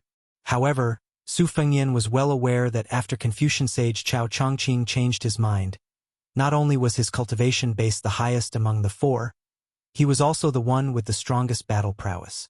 At this time, Chao Chongqing might not be inferior to himself when his celestial being physique was at its peak. Outside the room, Madame Song brought along the elite men of sacrifice of the whisk chamber, whose name Su Fengyan still didn't know. She gently knocked on the door. After getting permission, Madame Song pushed the door open and said, "Lu Huaishi came to visit Snow Lotus House alone. I didn't dare to make a decision on my own, so I had to disturb Prince's rest." Su Fengyan smiled and said, "Let's go and meet him together. I'm also very curious about this legendary figure who ruled over a region. Madame Song, when the time comes, just tell him that I'm the new guard of Snow Lotus House." Madame Song smiled faintly and endured. Su Fengyan joked, Indeed, even if Snow Lotus House is rich and overbearing, it doesn't seem like they can afford to hire a hired thug like me." The 3 of them walked together in the corridor that was covered with Western Shu's gorgeous silk. After turning a corner, they passed by a room. Coincidentally, a guest opened the door and a group of people filed out. There were 4 men and 1 woman. The woman wore a purple dress with a purple scabbard and a delicate purple bamboo flute hanging from her waist. The woman was beautiful, but her face was cold and distant. The other 3 young men had different styles. The leader had a lively personality and a delicate face. He jumped out of the door with his hands crossed behind his back. He was talking to a tall man with sword-like eyebrows with a smile. The other person had the demeanor of a noble family. He had a jade-like face and was dressed luxuriously. He was whispering to an old man with graying temples who carried a sword on his back. The 2 groups of people bumped into each other. In fact, each side took a step back and brushed past each other lightly. However, the men of sacrifice who led the way for Su Fengyan and Madame Song did not intend to stop. As for the young master who went out first, he was probably used to being spoiled by the elders at home, so he did not have a good temper. He blocked the way in the middle of the corridor, shook his shoulders and squinted his eyes and laughed. Madame Song frowned slightly. Su Fengyan shook his head without batting an eyelid. Madame Song understood tacitly and said to the top master of Snow Lotus House who wanted to barge through, "Meng Li, forget it." Chapter 1483. Hearing Meng Li's name, only the old man with the sword on his back twitched his eyelids. Other than him who was experienced in Jianghu, it was the first time for the others to enter Snow Lotus City. Although the juniors around him were not unscrupulous disciples who did not know the immensity of heaven and earth, the purple-clothed woman and the pair of siblings were from sects and clans that were outstanding in the southwest province. As for the tall young man with no foundation, he was also a rare rising star. They looked down on this small border city from the bottom of their hearts. However, the old man had heard of Meng Li before. He rarely fought in Snow Lotus City, but it was said that he had a death battle with a few experts under Lu Huaishi. Most of the latter disappeared from Jianghu, and Lu Huaishi was recognized as a second-level master. Since Meng Li was still alive, it meant that either the Snow Lotus House was not to be trifled with, or Meng Li had the ability to challenge Lu Huaishi.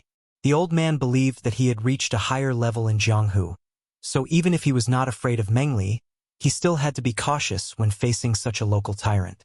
It was better to avoid trouble. Just as the old man was about to take a step back to avoid trouble, the young woman who was dressed as a man clicked her tongue and said, "Forget it? What a big tone. Who are you? If you don't forget it, what else do you want?" The purple-clothed woman, who had arrived at Snow Lotus City earlier than her companions, sighed softly. She then said to the disciple of a noble family who looked somewhat similar to the young girl, "That woman is the head mistress of the Snow Lotus House." The young man nodded. He was born in a prestigious family and did not have any intention of causing trouble. He smiled at the arrogant girl and said, "Damn girl, come back." The young woman was unwilling, but she was no longer aggressive. However, someone quickly added fuel to the fire. The eyes of the tall young man, who exuded an aura of savagery, burned with passion as he stared fixedly at Madame Song, whose skin was still as charming as that of a young girl's. "You're Madame Song from Snow Lotus City, the woman who even the Deputy General of Yi Province in the Western Shu Empire couldn't win over?" He grinned, revealing his white teeth. "Mrs. Song, my name is Zhang Wuho. I'm the guy who peed in front of the Zhao family's mansion. I've admired you for a long time." Mrs. Song didn't get angry because of the young man's frivolous words. She smiled and said, "I know." The young girl was clearly very dissatisfied with the man beside her who was fickle-minded. She coldly snorted and looked at Madame Song with even more provocation. "Zhang Wuho, what are you admiring? She's old enough to be your mother." Marquis Zhang Wuho, whose name had shaken the southwest of Liang because of his unbridled behavior, smiled and said, "This little girl doesn't understand Madame Song's kindness." The old man with the sword on his back was deeply worried. That elegant young man was also helpless. However, it would be a big joke to say that he was afraid of offending the entire Snow Lotus City. Su Fengyan didn't expect these people to be so bold. He didn't want them to continue insulting Madame Song, so he smiled and said, "When you're outside, you should speak properly. At the very least, you should speak human language." Then, Su Fengyan turned to look at Madame Song. Don't tell me that everyone wants to carve the words "come and hit me" on their faces when they walk the streets nowadays? I didn't have this courage back then. Madame Song smiled and said, these people are probably either the disciples of Wang Shenji, Chao Chongqing, or the sons and daughters of the feudal princes and princesses of Liang. That's why they're so bold. Su Fengyan laughed and said, even if that's the case, it still doesn't make sense. Madame Song, who seemed to be speaking in riddles with Su Fengyan, nodded and deliberately said with a look of realization, oh right, it still doesn't make sense. The young girl was furious and said angrily, shameless adulterers, don't even think about leaving here today. I don't care if you're Madame Song or not. You're still a prostitute and an old one at that. Madame Song was completely indifferent. She had used a short span of 12 years to turn the Snow Lotus House into the largest brothel in the southern part of the western regions. Even Lu Huaishi had no choice but to tolerate this thorn in his side. How could she be defeated by a little girl with a few words? If it weren't for the king of Beiliang by her side, she would have been able to easily leave a psychological shadow in the young girl's heart for the rest of her life. As a death warrior trained by the whisk room, Meng Li attached great importance to the rules. As long as Madame Song didn't say anything, he wouldn't do anything even if he had a strong killing intent. However, a sinister smile had already appeared on his face.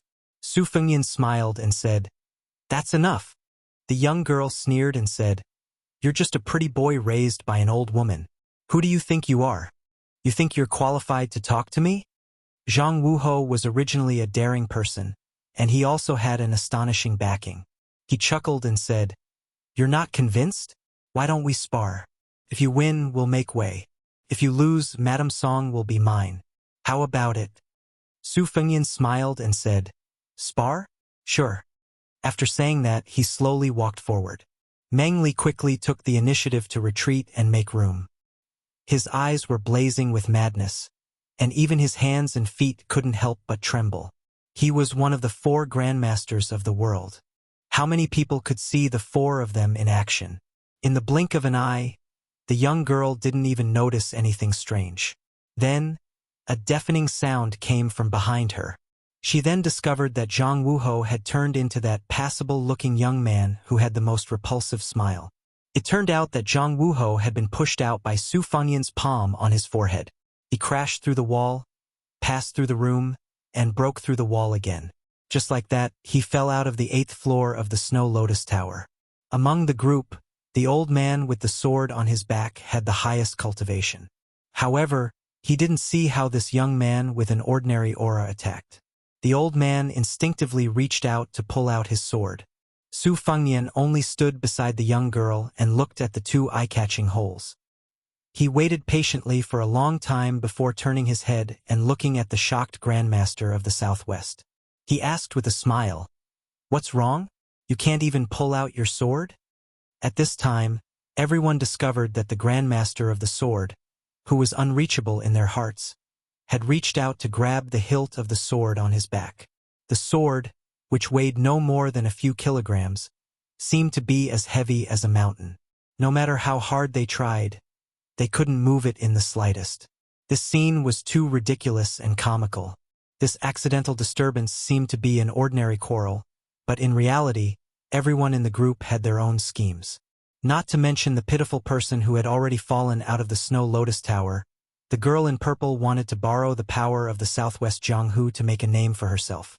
For a heroine to walk the Jianghu, winning the title of fairy was only the first step. She still needed a variety of methods to manage it. She needed to climb up to a towering tree so that she could intimidate others.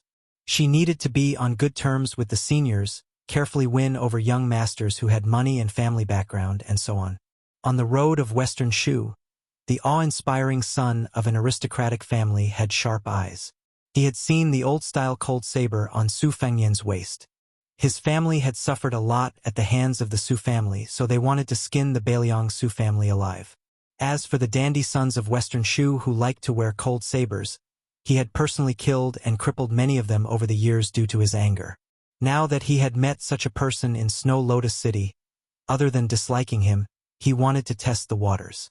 He wanted to create a farce and reveal some of the old secrets of the Snow Lotus Tower.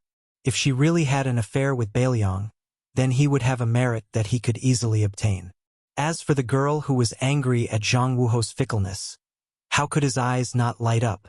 Her thoughts were very simple. In front of a strange man she was interested in, she just wanted to make him keep his eyes on her. Su Fengyan looked at the embarrassed old man who had drawn the sword and said pleasantly, "Take your time. I'm not in a hurry."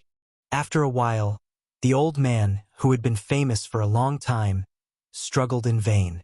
When he was about to lower his head and admit defeat, he suddenly pulled out more than half of the long sword in the sheath. Even the old man himself felt that it was unbelievable.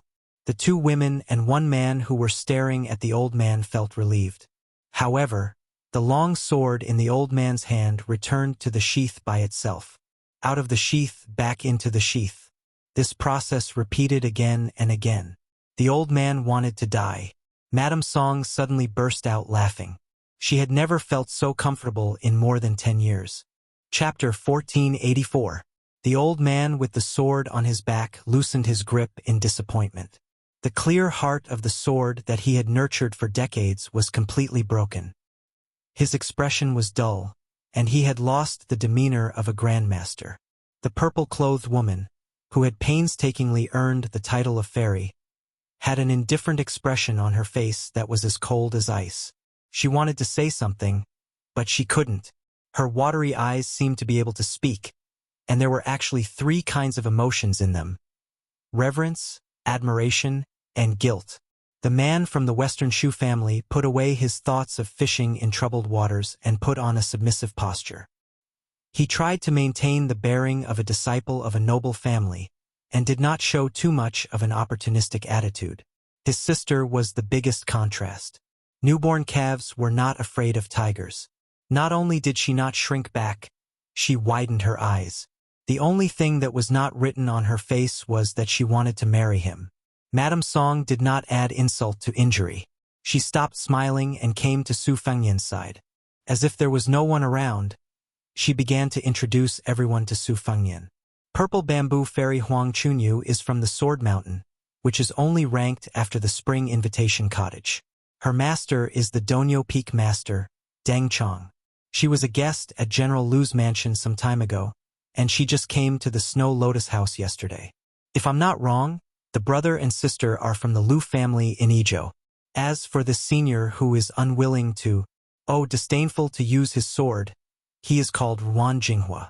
He is one of the few Jianghu masters in the Western Shu sect. There was once a poet who praised his sword skills as 1,000 riders rolling up snow over a great hill. Therefore, he has the nickname of 1,000 Riders Sword Immortal in the southwest Wulin of Liang. The old sword immortal, who had just come back to life, almost spat out blood when he heard the word disdainful. His face was pale, and his lips trembled violently. Su Fengyan finally looked at the old man and asked with a smile, "You are Wan Jinghua? When you were young, you admired the sword god Li Chungang, so you gave up literature to practice martial arts. You even wrote the famous poem 3 Feet? The old man was stunned for a moment. This swordsman with no spirit left nodded slowly. Su Fengyan said unexpectedly, "Excuse me." Ruan Jinghua only felt that it was unbelievable. Even Madame Song was confused.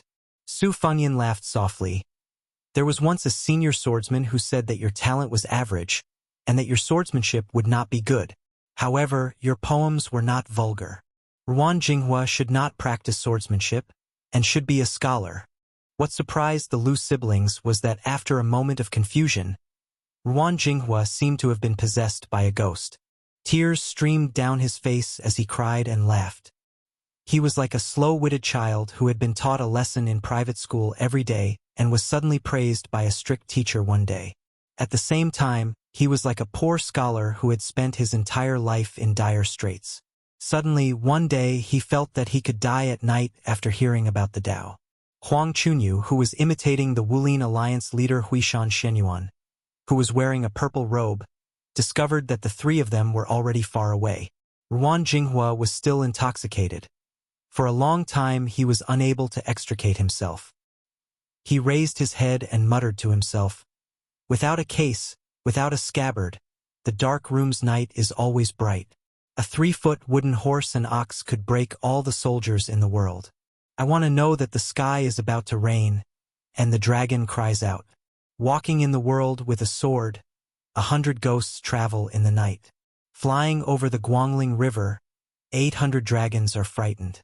People do not know what they want, but the man in green robe laughs. If the heavens did not give birth to me, Li Chungang, the way of the sword would be like a long night." On the way to Lu Huaishi's room, Madame Song explained, "According to the spies, the wanderer called Zhang Wuho has secretly joined the new Yi province general. The main figures of the Yi province's Lu clan and the elite guards of the Sword Mountain were also honored guests of the Yi province's provincial governor's mansion. Furthermore, with Huang Chunyu's foreshadowing, it seemed like the purpose of their trip to Snow Lotus City was to win over Lu Huaishi. Prince, do we need to keep these people in the Snow Lotus Pavilion?" Su Fengyan shook his head and said, "There is no need to completely fall out with the Western Shu Dao for now. After all, the Snow Lotus Pavilion is too far away from Beiliang, and Fan Shaochai has not arrived yet. Once we encounter a situation where we will fight to the death, it will be difficult to quench our thirst. Collecting spies is the most important task of the Snow Lotus Pavilion. It has been in the past and will be in the future. The general trend of the northwest and southwest, and the decline of Beiliang and the rise of the other side, depends on the hundreds of thousands of cavalry and spears. As for the Snow Lotus Pavilion and the Whispering Room, if one less person dies and one more spies are sent out, they may be able to change the situation of the war and influence the whole world." Madame Song said softly, "My vision is too narrow." Su Fengyan stopped and looked at Madame Song. He said helplessly, "Madame Song, my mother and Aunt Zhao are old friends. Aren't you afraid that I will feel uneasy when you call me your servant?" Madame Song's eyelids drooped slightly. She reached out to stroke the hair on her forehead and did not say anything. In the room, Yu Qingling was brewing tea. It was not ready yet, so Lu Huaishi was patiently waiting for the tea. When Madame Song and the unfamiliar young man walked into the room, Yu Qingling was just about to brew the tea. Lu Huaishi sighed and said, "Madame Song, you came at the right time." Madame Song sat down and Su Fengyan stood behind her respectfully. Lu Huaishi smiled and asked, "May I ask who this young master is?" Madame Song's lips curled up for a moment. She said softly, "Young Master Su is Meng Li's junior martial brother. His skills are excellent." The majestic Lu Huaishi waved his hand and laughed. "If that's the case, why don't we sit down and drink some tea together? I respect scholars all my life, but the ones that are to my liking are the Jianghu men with hard fists and hard bones. Unfortunately, I am the guest today and Madame Song is the host. Since the Snow Lotus Pavilion only provides tea, I can only drink it obediently. Just based on Madame Song's praise of my skills, when young master visits my humble abode in the future, we must drink to our heart's content." Lu Huaishi did not care about trifles. He had an indescribable charm that made it easy for people to have a good impression of him. He was an ambitious person in the western regions in his prime. His boldness did not make people feel as if they were looking down on him. The parents and officials who ruled over a region loved the people as if they were their own children. The generals and soldiers shared weal and woe with each other, and the nobles treated the wise with respect. Although it was rare, the sharp-minded people could still more or less feel the alienation brought about by the difference in status. The Lu family's disciples were gentle, kind, and thrifty. However, when Lu Huaishi spoke to someone, his eyes would look at the other person. He was sincere and free. Every word that came out of his mouth seemed to come from the bottom of his heart. When he saw Su Fengyan sitting down, the smile on Lu Huaishi's face deepened. He then bargained with Madame Song. "Madame Song, young Master Su is a straightforward person. Even if you don't want to give me face, can you give face to young Master Su and ask Miss Yu to bring 2 pots of good wine for him? A dog butcher's big bowl of wine and big chunks of meat. You're a nobleman in the human world." Yu Qingling revealed an inquisitive look. Madame Song nodded. The former swayed her body and slowly left. Lu Huaishi patted his stomach and smiled. "Madame Song, I don't have many tricks up my sleeve. If there's something I want to say, let's get straight to the point. As for whether we'll fight or kill, and whether we can drink young master use wine, it'll all depend on the will of the heavens. Of course, I'm not lacking in sincerity. Otherwise, I wouldn't be sitting here alone and drinking tea. Yes, of course, there are 200 of my brothers outside the Snow Lotus restaurant. I didn't want to be sneaky. They're all out in the open. Anyone can see them. After all, I'm only a second-grade master. I don't have the ability to overturn your Snow Lotus restaurant. Not to mention other things, at least I can't bear to let the women in your mansion become widows. Madame Song laughed it off. Lu Huaishi raised his cup and drank the tea in it. He continued, not to mention Madame Song. Anyone with a brain in Snow Lotus City can guess my ambition. General Lu's mansion, of course I want to be a real general. As long as someone can give me the title of general recognized by the imperial court, I'll be a true local emperor. As for whether it's Beimang, Liang, the Beiliang behind Madame Song, the white-clothed war Saint Chun Jibao of Western Shu, or the King of Yen from Nanjiang, it doesn't matter. If someone can give me the right price, I'm willing to use the wealth I've accumulated over the past 20 years to bring a few thousand of my brothers to the battlefield. Madame Song smiled and said, once you're in the territory of another family, aren't you afraid of being bullied by others? A few thousand people are enough to dominate Snow Lotus City. As long as you leave your hometown and join the army, even if you're in the Western Shu Path, which has the least number of soldiers, I'm afraid you won't be able to speak as loudly as you do now. Lu Huaishi rubbed his chin and laughed heartily. That's why it's one thing to wait for the right price to raise one's status. It's another thing to open one's eyes and find a family that's easy to get along with. Otherwise, I wouldn't have been unable to get the title of general until today. To be honest, Huang Chunyu, who lives in Madame Song's Snow Lotus Pavilion, is just one of the many forces that have offered to recruit me. Other than the Western Shu Path promising me the title of a general with a surplus title and the right to command 3,000 troops, the Southern Jiang offered me an even higher price. A secret messenger from the Dragon Palace promised me the title of a general of the lower third rank, Fenwu General, and one of the generals of the Liang Imperial Court. He also promised me that as long as I reach Nanjiang, I'll be promoted to the position of a general on the same day. Furthermore, all the brothers who leave Snow Lotus City will not be separated. Not only that, he also promised me an additional 6,000 troops. As for the Zhao family of Liang, someone from the Weaver Bureau of Western Shu also came to my mansion. It's just that he's a little petty, so I won't mention it. However, Madame Song continued, the northern barbarians offered the highest price. It's definitely impossible for you to become a general of the Beimang, but at the very least you'll be a general's. They might even promise you that after you conquer Beiliang and conquer the Central Plains, you'll be a governor of the border. At that time you'll have enough military merits, and the title of a prince with a different surname will be just around the corner. However, General Lu isn't sure about the outcome of the war at Liangmang.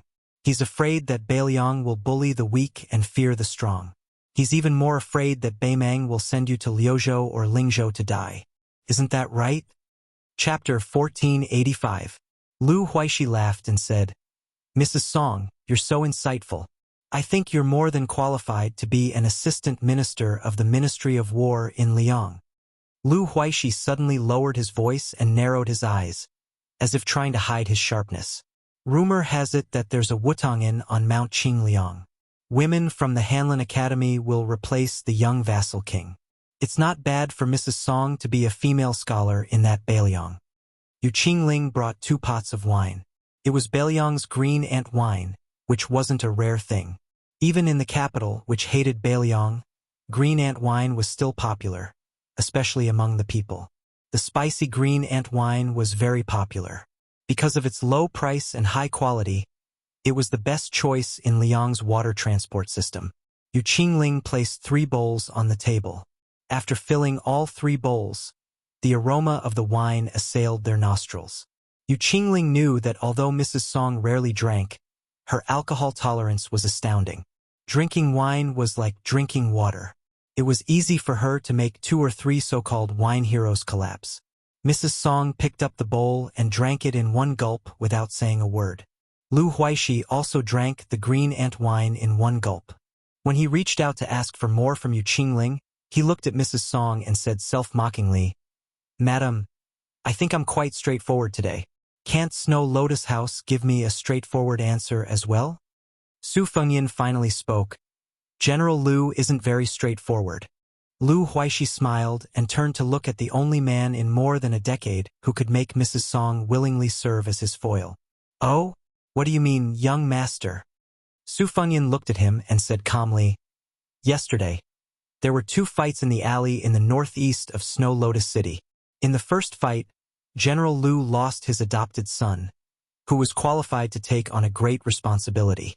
In the second fight, General Lu personally watched from a distant building. Although he couldn't see clearly, he couldn't determine the depth of my skills. He probably couldn't guess the identity of the 2 riders who entered the city late at night and left this morning. However, compared to that swordsman Xiao Mu of the Central Plains, compared to Meng Li of the Snow Lotus Tower outside the house, and compared to you, General Lu, it is obvious that I am in a higher realm. Most importantly, you brought 200 of the mansion's most elite troops and rushed over aggressively, with the idea of subduing the enemy without a fight. The reason why you had the spy you planted in Snow Lotus Parlor tell them to hold back their troops before I entered the room was because you, Lu Huixi, learned of my true identity at the last moment. That person was afraid of my cultivation, so he didn't dare to speak. Maybe he wrote King of Beiliang or Su Fengyan on the table with tea, right?" Mrs. Song raised her head and glared at Yu Qingling. The latter's face instantly paled. Lu Huixi put down the wine bowl and rested his hands on his thighs. Then he stood up and bowed with cupped fists. "Commoner Lu Huixi greets Prince Liang." Then Lu Huixi raised his head and grinned. "You can kill me or torture me as you wish, Prince Liang. But Lu Huixi only asks for one thing, and that is, don't blame this girl." Su Fengyan took a small sip of wine. The weather was still cold in late spring, and Lu Huixi was soon sweating profusely. Su Fengyan smiled. "General Lu, take your men back to the mansion first. This king still needs to consider what price Beiliang will offer. Oh right, when you go back, send the Snow Lotus to Snow Lotus Parlor." Lu Huixi bowed and left the room. Inside the room, Mrs. Song's face was cold. She grabbed the porcelain bowl that was still filled with green ant wine and smashed it on the head of Yu Qingling, who was kneeling on the ground. The wine seeped into her hair and mixed with the blood on her head. Mrs. Song wanted to kneel down as well, but found that she couldn't stand up from the chair. Su Fengyan smiled. "I don't want to comfort Mrs. Song, but what happened today isn't a bad thing." Mrs. Song glanced at Yu Qingling and gritted her teeth. "According to the rules of Whisk Shui Room, as Yu Qingling's guide, the lightest punishment I can receive is to break one of my arms." Yu Qingling kowtowed on the ground and said in grief, "Mrs. Song, I deserve to die. Your Highness, please don't punish Mrs. Song." Yu Qingling is willing to commit suicide as an apology. Su Fengyan sneered. "Yu Qingling, Lu Huixi begged for mercy for you, and you begged for mercy for Mrs. Song. But do you believe that you were sincere?" Lu Huixi, on the other hand, was scheming to protect himself. He seemed manly, but in reality, he was a vicious person who relied on his instincts to make the best decision.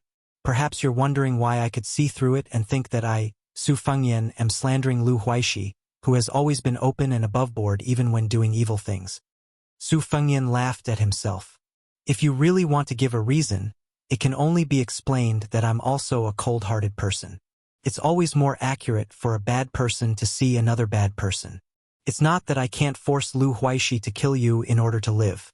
It's just that when your emotions were fluctuating, Lu Huixi was also certain that I wouldn't kill him easily. If he acted casually in front of you, you would only be more infatuated with him. Who knows, you might even bite your tongue and commit suicide." Yu Qingling only had a trace of doubt in her heart, but she quickly raised her head with a firm gaze. "I won't." Su Fengyan wiped the edge of the wine bowl with his sleeve and handed it to Mrs. Song. He directly picked up the wine jar and drank a mouthful of wine. He said indifferently, "Actually, whether I kill Lu Huixi or not is a small matter because Lu Huixi can't decide who to side with. Before I appeared, he could only choose to side with Western Shu. This guy is full of lies. For example, he said that the offers from Western Shu and Nanjiang were real, but the offer from the Weaving Bureau of Liang Imperial Court was fake. The reason why Lu Huaishi didn't agree was because he knew that it was just a pie on paper. No matter how big the pie was, he couldn't eat it. The forces of Western Shu under Chen Jibao's command might be able to tolerate a General Lu of Shuilian City, who ruled over a territory and allowed him to live freely on the border. However, they definitely wouldn't allow Lu Huaishi to lead his people anywhere. As long as he dared to take a single step out of Shuilian City, he was doomed to die. That was why the one Lu Huaishi truly wanted to rely on was the Northern Mang that he thought was a sure win. That was why he was waiting. Only when the Northern Mang took down Huta City and invaded Liang Province's territory would he declare his stance. If by any chance Northern Mang suffered a defeat in this war, he would settle for the next best thing, switching to Western Shu's embrace. Chen Jibao didn't attach any importance to a person like him and the several thousand stragglers he brought with him at all, undoubtedly breaking up his troops. Of course, this was Lu Huaishi's plan before he met me. After tonight, if he had an urgent need, he would open the temple door without burning incense and offer pigs and sheep when the time came. On the surface, Beimang was loyal to him and didn't have a good future, but secretly contacted Western Shu. If you don't believe me, I can ask Madame Song to send you to personally monitor the meeting between General Lu's mansion and Western Shu. When the time comes, you will definitely be disappointed with Lu Huaishi. Su Fengyan suddenly smiled. However, you Qingling will definitely not be able to resist going to Lu Huaishi while you're monitoring him. He just said a few words, and your heart softened again. It's not your fault. Fu Shui's room and spy are all inferior to the person you like. Yu Qingling lowered her head again and bit her lips. Life was short, but love was long. Su Fengyan stood up and walked to the window. He looked at the night scenery of Snow Lotus City, which was like a paradise. It must have been hard for Lu Huaishi to resist the temptation of your body. Did he personally promise you that he would only consummate his marriage with you after officially marrying you? Yu Qingling finally broke down and sobbed silently. Madame Song asked Mengli, who was outside the room, to take Yu Qingling away and lock her up. She came to Su Fengyan's side and said with a bitter smile, "I've made a fool of myself in front of your highness. I've also disappointed your highness." Su Fengyan shook his head and didn't say anything. Madame Song forced a smile and no longer called herself a servant. "I'm very curious. Why is your highness so tolerant of Yu Qingling? If it were me, I would also ruthlessly kill her." Su Fengyan leaned against the window and said with a smile, "It's very simple, because my mother once told me that the world is not good. It's harder for women to live, especially beautiful women. So my mother told me that when I grew up, I shouldn't bully people if I could. I should treat them as well as I can." Madame Song stared at the young man and smiled gently. "Unfortunately, I, Song Huang, was born more than 10 years early." Su Fengyan turned his head and blinked. He asked, "Isn't Madame only 20 years old this year?" Chapter 1486. Madame Song, who had a high tolerance for alcohol, blushed as if she had drunk 1,000 white cups of wine. "Is that so? But I was already 16 years old when I first met the general and the princess with the young lady." Su Fengyan smiled. The two of them leaned against the window. After a long time, Madame Song said softly, "Every minute of the night is worth 1,000 gold. Young Master Su, do you want to rest? Do you need someone to serve you?" Su Fengyan said seriously, "The bed in my room is a bit small." Madame Song spat, stood up straight, and turned to leave. She said, "I just don't like to be eaten by an old cow." "What do you mean by looking 20 years old? Who are you trying to fool?" Su Fengyan smiled and said, "If you have the chance, go back to Bailiang. My sister will be very happy." She stopped and sighed. She shook her head and left the room. Su Fengyan took the wine jar from the table and leaned against the window to look at the brightly lit Snow Lotus City. After drinking more than half of the wine, there was a knock on the door. He turned around and said, "Come in." Swordsman Xiao Mu and the young boy and girl who were taking refuge in the Snow Lotus building walked into the room together. Xiao Mu cupped his fists and said, "Young master, I have received the Snow Lotus. I will go to Bailiang to work for you in half a year at the latest. Su Fengyan nodded and smiled. I trust you. Ma Jiabao's daughter immediately gathered her courage and asked, Hey, Senior Sword Immortal, did you win against Tuoba Bodhisattva? Su Fengyan joked. After the fight, I vomited a few pounds of blood. Do you think I won? The young girl exclaimed. So miserable? The young boy said carefully, Uncle Shao said that your opponent is the second most powerful expert in the world, the army god of Beimang. Senior Sword Immortal won't be embarrassed if you lose by accident. Su Fengyan looked at Xiao Mu, who was deeply grateful to him, and said, I will leave Snow Lotus City early tomorrow. Please go to Ma Jiabao. You can bring Meng Li from the Snow Lotus building. He is also a second-grade master. Xiao Mu nodded and did not refuse. The youth suddenly blushed and asked, Senior Sword Immortal, that heartless old man likes to lie. Why don't you tell me the truth? If I practice martial arts, can I become an expert? If I don't have any achievements in martial arts, then I'll just be an honest lotus collector in the future. Su Fengyan smiled and said, Your aptitude isn't very good, but your luck shouldn't be bad. Otherwise, you wouldn't have met that old man, Xiao Mu, and most importantly, me. So I'll give you a suggestion. Do you want to listen? The young man nodded vigorously while pecking at the rice. The young girl rolled her eyes and said, Grow up. Su Fengyan said, I have a brother who traveled alone in Jianghu before he became a top-notch swordsman. You can ask Uncle Shao to take you to Jianghu in the Central Plains. If you think it's boring to travel alone, you can elope with Miss Ma. The young man was at a loss. He looked forward to it and felt nervous. He smiled foolishly at the young girl. The young girl pointed at Su Fengyan and said angrily, Is there a senior sword immortal like you who wants to do nothing but play tricks? Hong Shuji wants to travel in Jianghu, fine. But if he wants to follow you, you have to teach him swordsmanship. Su Fengyan joked, Oh, you haven't married him yet, but you already know how to make plans for him? The young girl turned her neck and acted like a rascal. Just tell me if you agree or not. Xiao Mu rubbed the young man's head. Then, with eyes full of smiles, he pretended to be angry and glared at the young girl. What's wrong? Little Ma, do you dislike Uncle Shao's martial arts?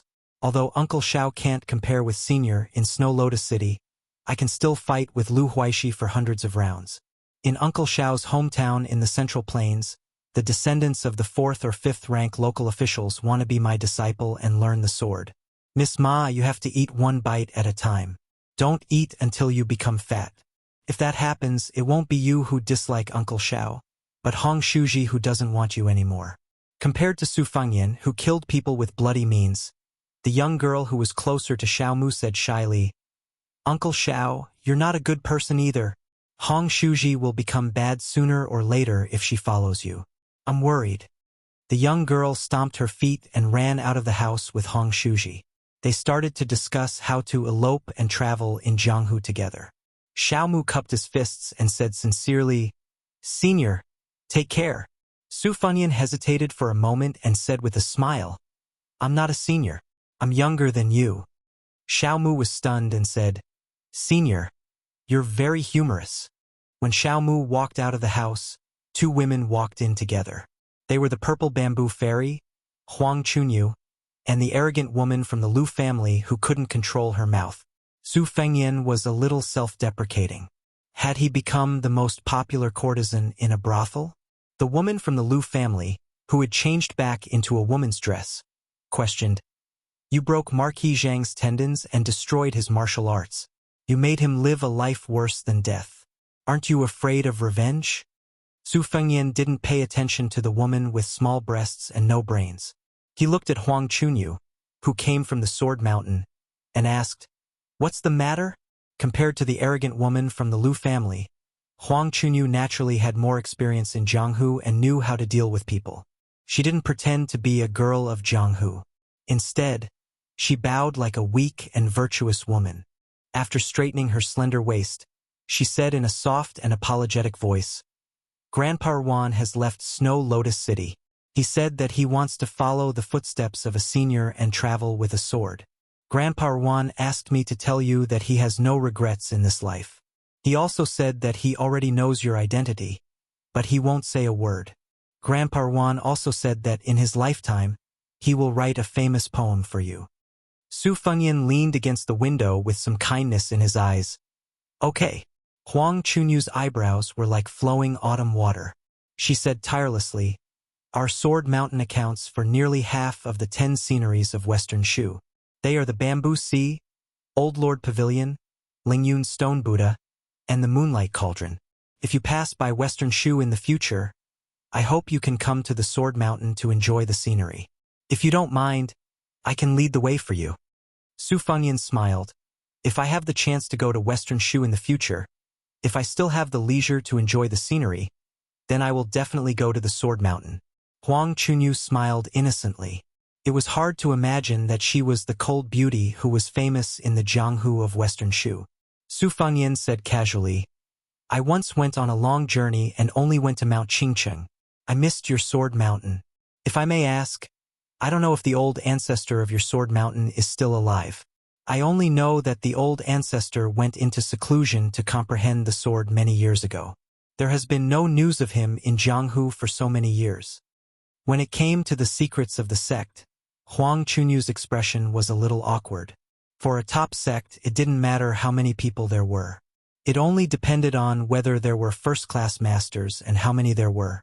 Therefore, whether the old ancestor of the Sword Mountain was dead or still in seclusion was a world of difference. Old Ancestor Du of the Sword Sect was a martial arts grandmaster who had fought Li Chungang on his way to Shu for the sword trial. He was a rare existence in the entire Western Shu. To say that he could defeat Sword God Li in that era was tantamount to a fool's dream. It was not even wishful thinking to hope for a tie. If the current Jianghu of the Central Plains was a scene of heroes rising together, then thinking back to the past, Li Chungang alone was the Jianghu, and all the outstanding people. Su Fengyan did not force her. He smiled and said, if he is no longer alive, help me propose a toast to Old Ancestor Du. If Old Ancestor Du is still alive, please help me pass on a message. The Tang Sword Chi scripture that Old Ancestor Du wrote when he was in the prime of his life. The 2 moves of pulling the Sky River and washing the troops' armor were quite imposing. Huang Chunyu nodded her head gracefully and obediently. The woman of the Lu family who was ignored pointed at Su Fengyan and said angrily, do you think I am blind? Do you know who I am? Su Fengyan asked back, are you the Empress Yen Donggu? Or Shenyuan Qingfeng of Mount Hui? Or Chenyu? Then Su Fengyan said coldly, if you are not, then get out of here. She bared her fangs and brandished her claws, shouting, I will bite you to death, as she ran towards Su Fengyan. Huang Chunyu quickly said goodbye and hugged this reckless girl's waist, quickly bringing her out of the house. After Huang Chunyu stepped out of the door, she suddenly turned around and said with a smile, young master, I almost forgot to tell you. Grandpa Wan said that he has already thought of the title of the poem. It will be called The Journey of the Fierce Blade in the Snow. Chapter 1487. The second chapter is Before Midnight. The third chapter is Before Midnight. Su Fengyan had already left the city when the sky was still dark. Madame Song personally saw him off and the 2 parted at the city gate. Lanterns were hung high on the city wall, making it as bright as day. Su Fengyan noticed that Madame Song, who was dressed elegantly, had not only changed into a red, yellow, wide-sleeved gown, but also seemed to have put on some makeup. She sat high on the horse, her beautiful skirt trailing behind her. Under the illumination of the lanterns, she looked especially beautiful. Su Fengyan had already discussed all the matters that he needed to pay attention to in the Snow Lotus House. Feigning civility with the fence-sitter Lu Huaishi was of the utmost importance. The spies from Beiliang and Western Shu would use this person as bait. Su Fengyan wore the old cold knife that had broken into 2 pieces at his waist. He carried an inconspicuous cotton bag with a few changes of clothes and some yellow and white items on his back. As they parted, Madame Song lived up to her reputation as the woman who had written the phrase. Carrying a knife and standing alone in all directions, shining through the clouds at night, she did not show any signs of embarrassment and smiled as she cupped her fists and said, even if you accompany a friend for 1,000 miles, you still have to part in the end. Take care, Your Highness. Su Fengyan nodded and reminded, like I said before, the Snow Lotus House is only the Snow Lotus House. There is no need for you to personally participate in the battle. Unless it is absolutely necessary, don't try to be a hero. It is not easy to find a three-legged toad, but there are plenty of two-legged men who want to be heroes. Madame Song smiled and said, Is that so? I thought all men were three-legged. Su Fengyan laughed it off and then said seriously, Don't think that I am being overly sentimental. It is fine if Beiliang and Western Shu coexist peacefully. However, as long as Chun Jibao turns his attention away from the Central Plains, he will soon reveal his true intentions. At that time, not just your Snow Lotus House, but all the strongholds of the Fu Shui House in Western Shu and Nanjiao will be uprooted overnight. I don't need to say much about Chun Jibao's style of doing things. That is why I have already asked Chu Lushan to arrange your escape route. All of you are priceless treasures of Beiliang. Madame Song's eyes were calm and peaceful. Su Fengyan took the cold blade from his waist, which had been broken in the fight, and threw it to Madame Song. Northern Cold Blade only kills outsiders. Su Fengyan's figure gradually disappeared into the distance. Madame Song held the cold saber and slowly raised her hand. She was unwilling to put it down. The simple and austere saber and the slender and delicate arm formed a sharp contrast that could capture one's soul. The burly Meng Li had appeared in the shadows near the city gate. His eyes were complicated and his face was gloomy. Ever since this taciturn man had volunteered to be sent to Snow Lotus City 12 years ago, he had conscientiously helped Song Huang build a tall building from the ground. 2 8-story Mandarin duck pavilions were unique even in the rich and fertile land of West Shu. He had been through life and death situations for more than 10 years. Time and time again, he had to dress his wounds alone. Time and time again, he looked at that figure from afar. He could see it, but he could not catch it. Meng Li leaned against the city wall. His expression was uncertain. In the eyes of this bloodthirsty man, Madame Song was like a bunch of enchanting begonias in a silver vase. He was willing to stand in the distance and watch the flowers slowly wither, but if someone wanted to pluck the flowers and put them in their sleeves, no matter who that person was or what status they had, Meng Li would be worried. At some point, Madame Song had put on her cold saber and rode to the foot of the city wall. Meng Li stood in the shadows. She should not have seen his strange expression. Suddenly, Madame Song reached out her hand and fanned near her nose. She mischievously said, Meng Li, why do I smell jealousy? Meng Li's face instantly turned red. He was at a loss. Madame Song dismounted and led the horse forward. Meng Li hesitated for a moment before quickly following. Madame Song said softly, Meng Li, I already know what you're thinking. While Madame Song was probably thinking of some gentle words, Meng Li had already bitterly said, Madam, I also know. Madame Song stopped and patted Meng Li's shoulder. For the first time, she looked at this man with a rough face but a delicate mind. She was in high spirits. Her limpid eyes were overflowing with color. She pointed at the Central Plains and said boldly, Meng Li, you're a man. Why do you have to be so pretentious? Maybe I, Song Huang, will never like you in my life. However, you can make me remember that there is a man named Meng Li. The border of Liangmang is already filled with the smoke of war, and the Central Plains will soon be filled with war drums. You've been reading books on the art of war all these years. Do you want to stay in Snow Lotus City and waste your time? Or do you want to go out and fight? Meng Li was silent for a long time. Finally, he said, Madam, can I not go to the Beiliang Frontier Army but go to Liangmang instead? Madame Song handed the reins to Meng Li and laughed. Why not? From now on, Whispering Room and Snow Lotus House will just treat Meng Li as dead. Meng Li suddenly mounted the horse and turned it around. After galloping for a dozen steps, he turned around again. He clenched his fist and hammered his chest. Song Huang, I, Meng Li, have liked you for 12 years. I've also done my best to protect you for 12 years. I don't regret it. Even now, I'm still very happy. If I become successful in the future, I'll definitely come back to Snow Lotus City to find you. If I unfortunately die at the border of Liangmang, I hope you can offer me a few cups of wine every Qingming festival. Madame Song laughed loudly and said, "Don't die if you have the ability." Meng Li left the city and went to Liang Mang alone. At this time, Song Huang and Meng Li did not expect that in the future Liang Shilin and Jiang Hu to jointly create the two auspicious talismans rushing north torrents. Meng Li had unknowingly become one of the first people to set off. Su Fengyan, who had left the city earlier, also did not expect that he would coincidentally encounter a martial arts event in the remote western regions. This caused him to stop for a while on his way back to the north. In the past 100 years, because Li Chungang and Wang Xianji had been too powerful, the entire Jianghu under them was like a fight between ants no matter how much trouble they caused. In addition, Li Chungang and his sword were too elusive. Later on, Wang Xianji's hands were tied in the martial emperor city of the Eastern Sea. This caused the Jianghu of Liyang to be lively for 100 years, but in the end, it was not as lively as before.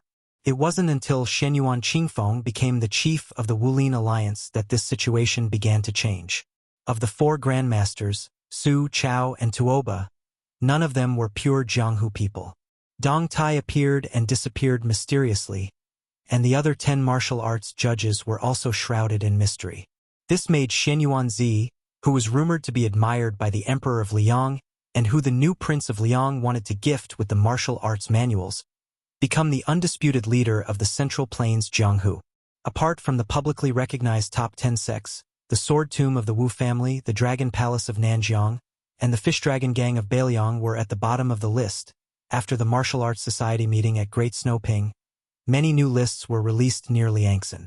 These lists abandoned those martial arts grandmasters and Jianghu sects that were too high in status. They were newly evaluated as the 4 fairies, the 4 sages, and the top 10 sects. In addition, there were also titles such as the 12 chiefs and the 8 demon lords. Although these lists were no longer lofty, it was precisely because they were approachable that they were as vigorous as weeds. Soon, everyone in Liangjiang knew about them. Under this general trend, 2 major events occurred in the bustling Liangjiang Lake. One was that Shenyuan Qingfeng had come out from his closed-door training. In just half a year, he had comprehended the pass of immortality, and his realm had skyrocketed. He was born from the 12 chiefs of auspicious talisman of the 13 grades of spring and autumn. Shenyuan Qingfeng was the chiefs of sword, saber, and Dao.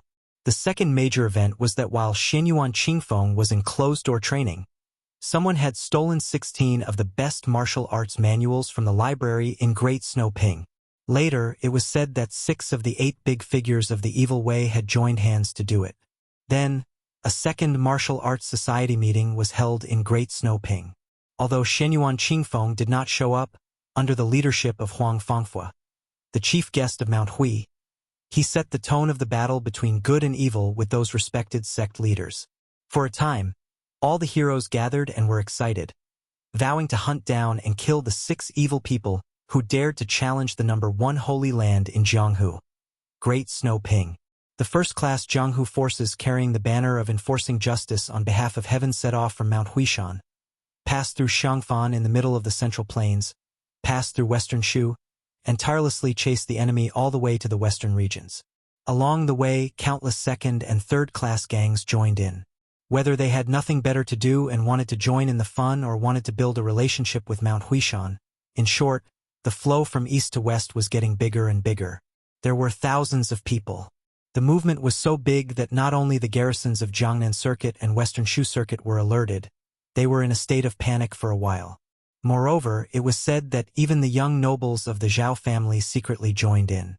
Most of them just wanted to see the purple dress of Mount Huishan. A few of them secretly recruited the forces of Jianghu in order to seek self-protection in the imminent turmoil. Therefore, it could be said that the fish and the dragons were mixed together to participate in the grand undertaking.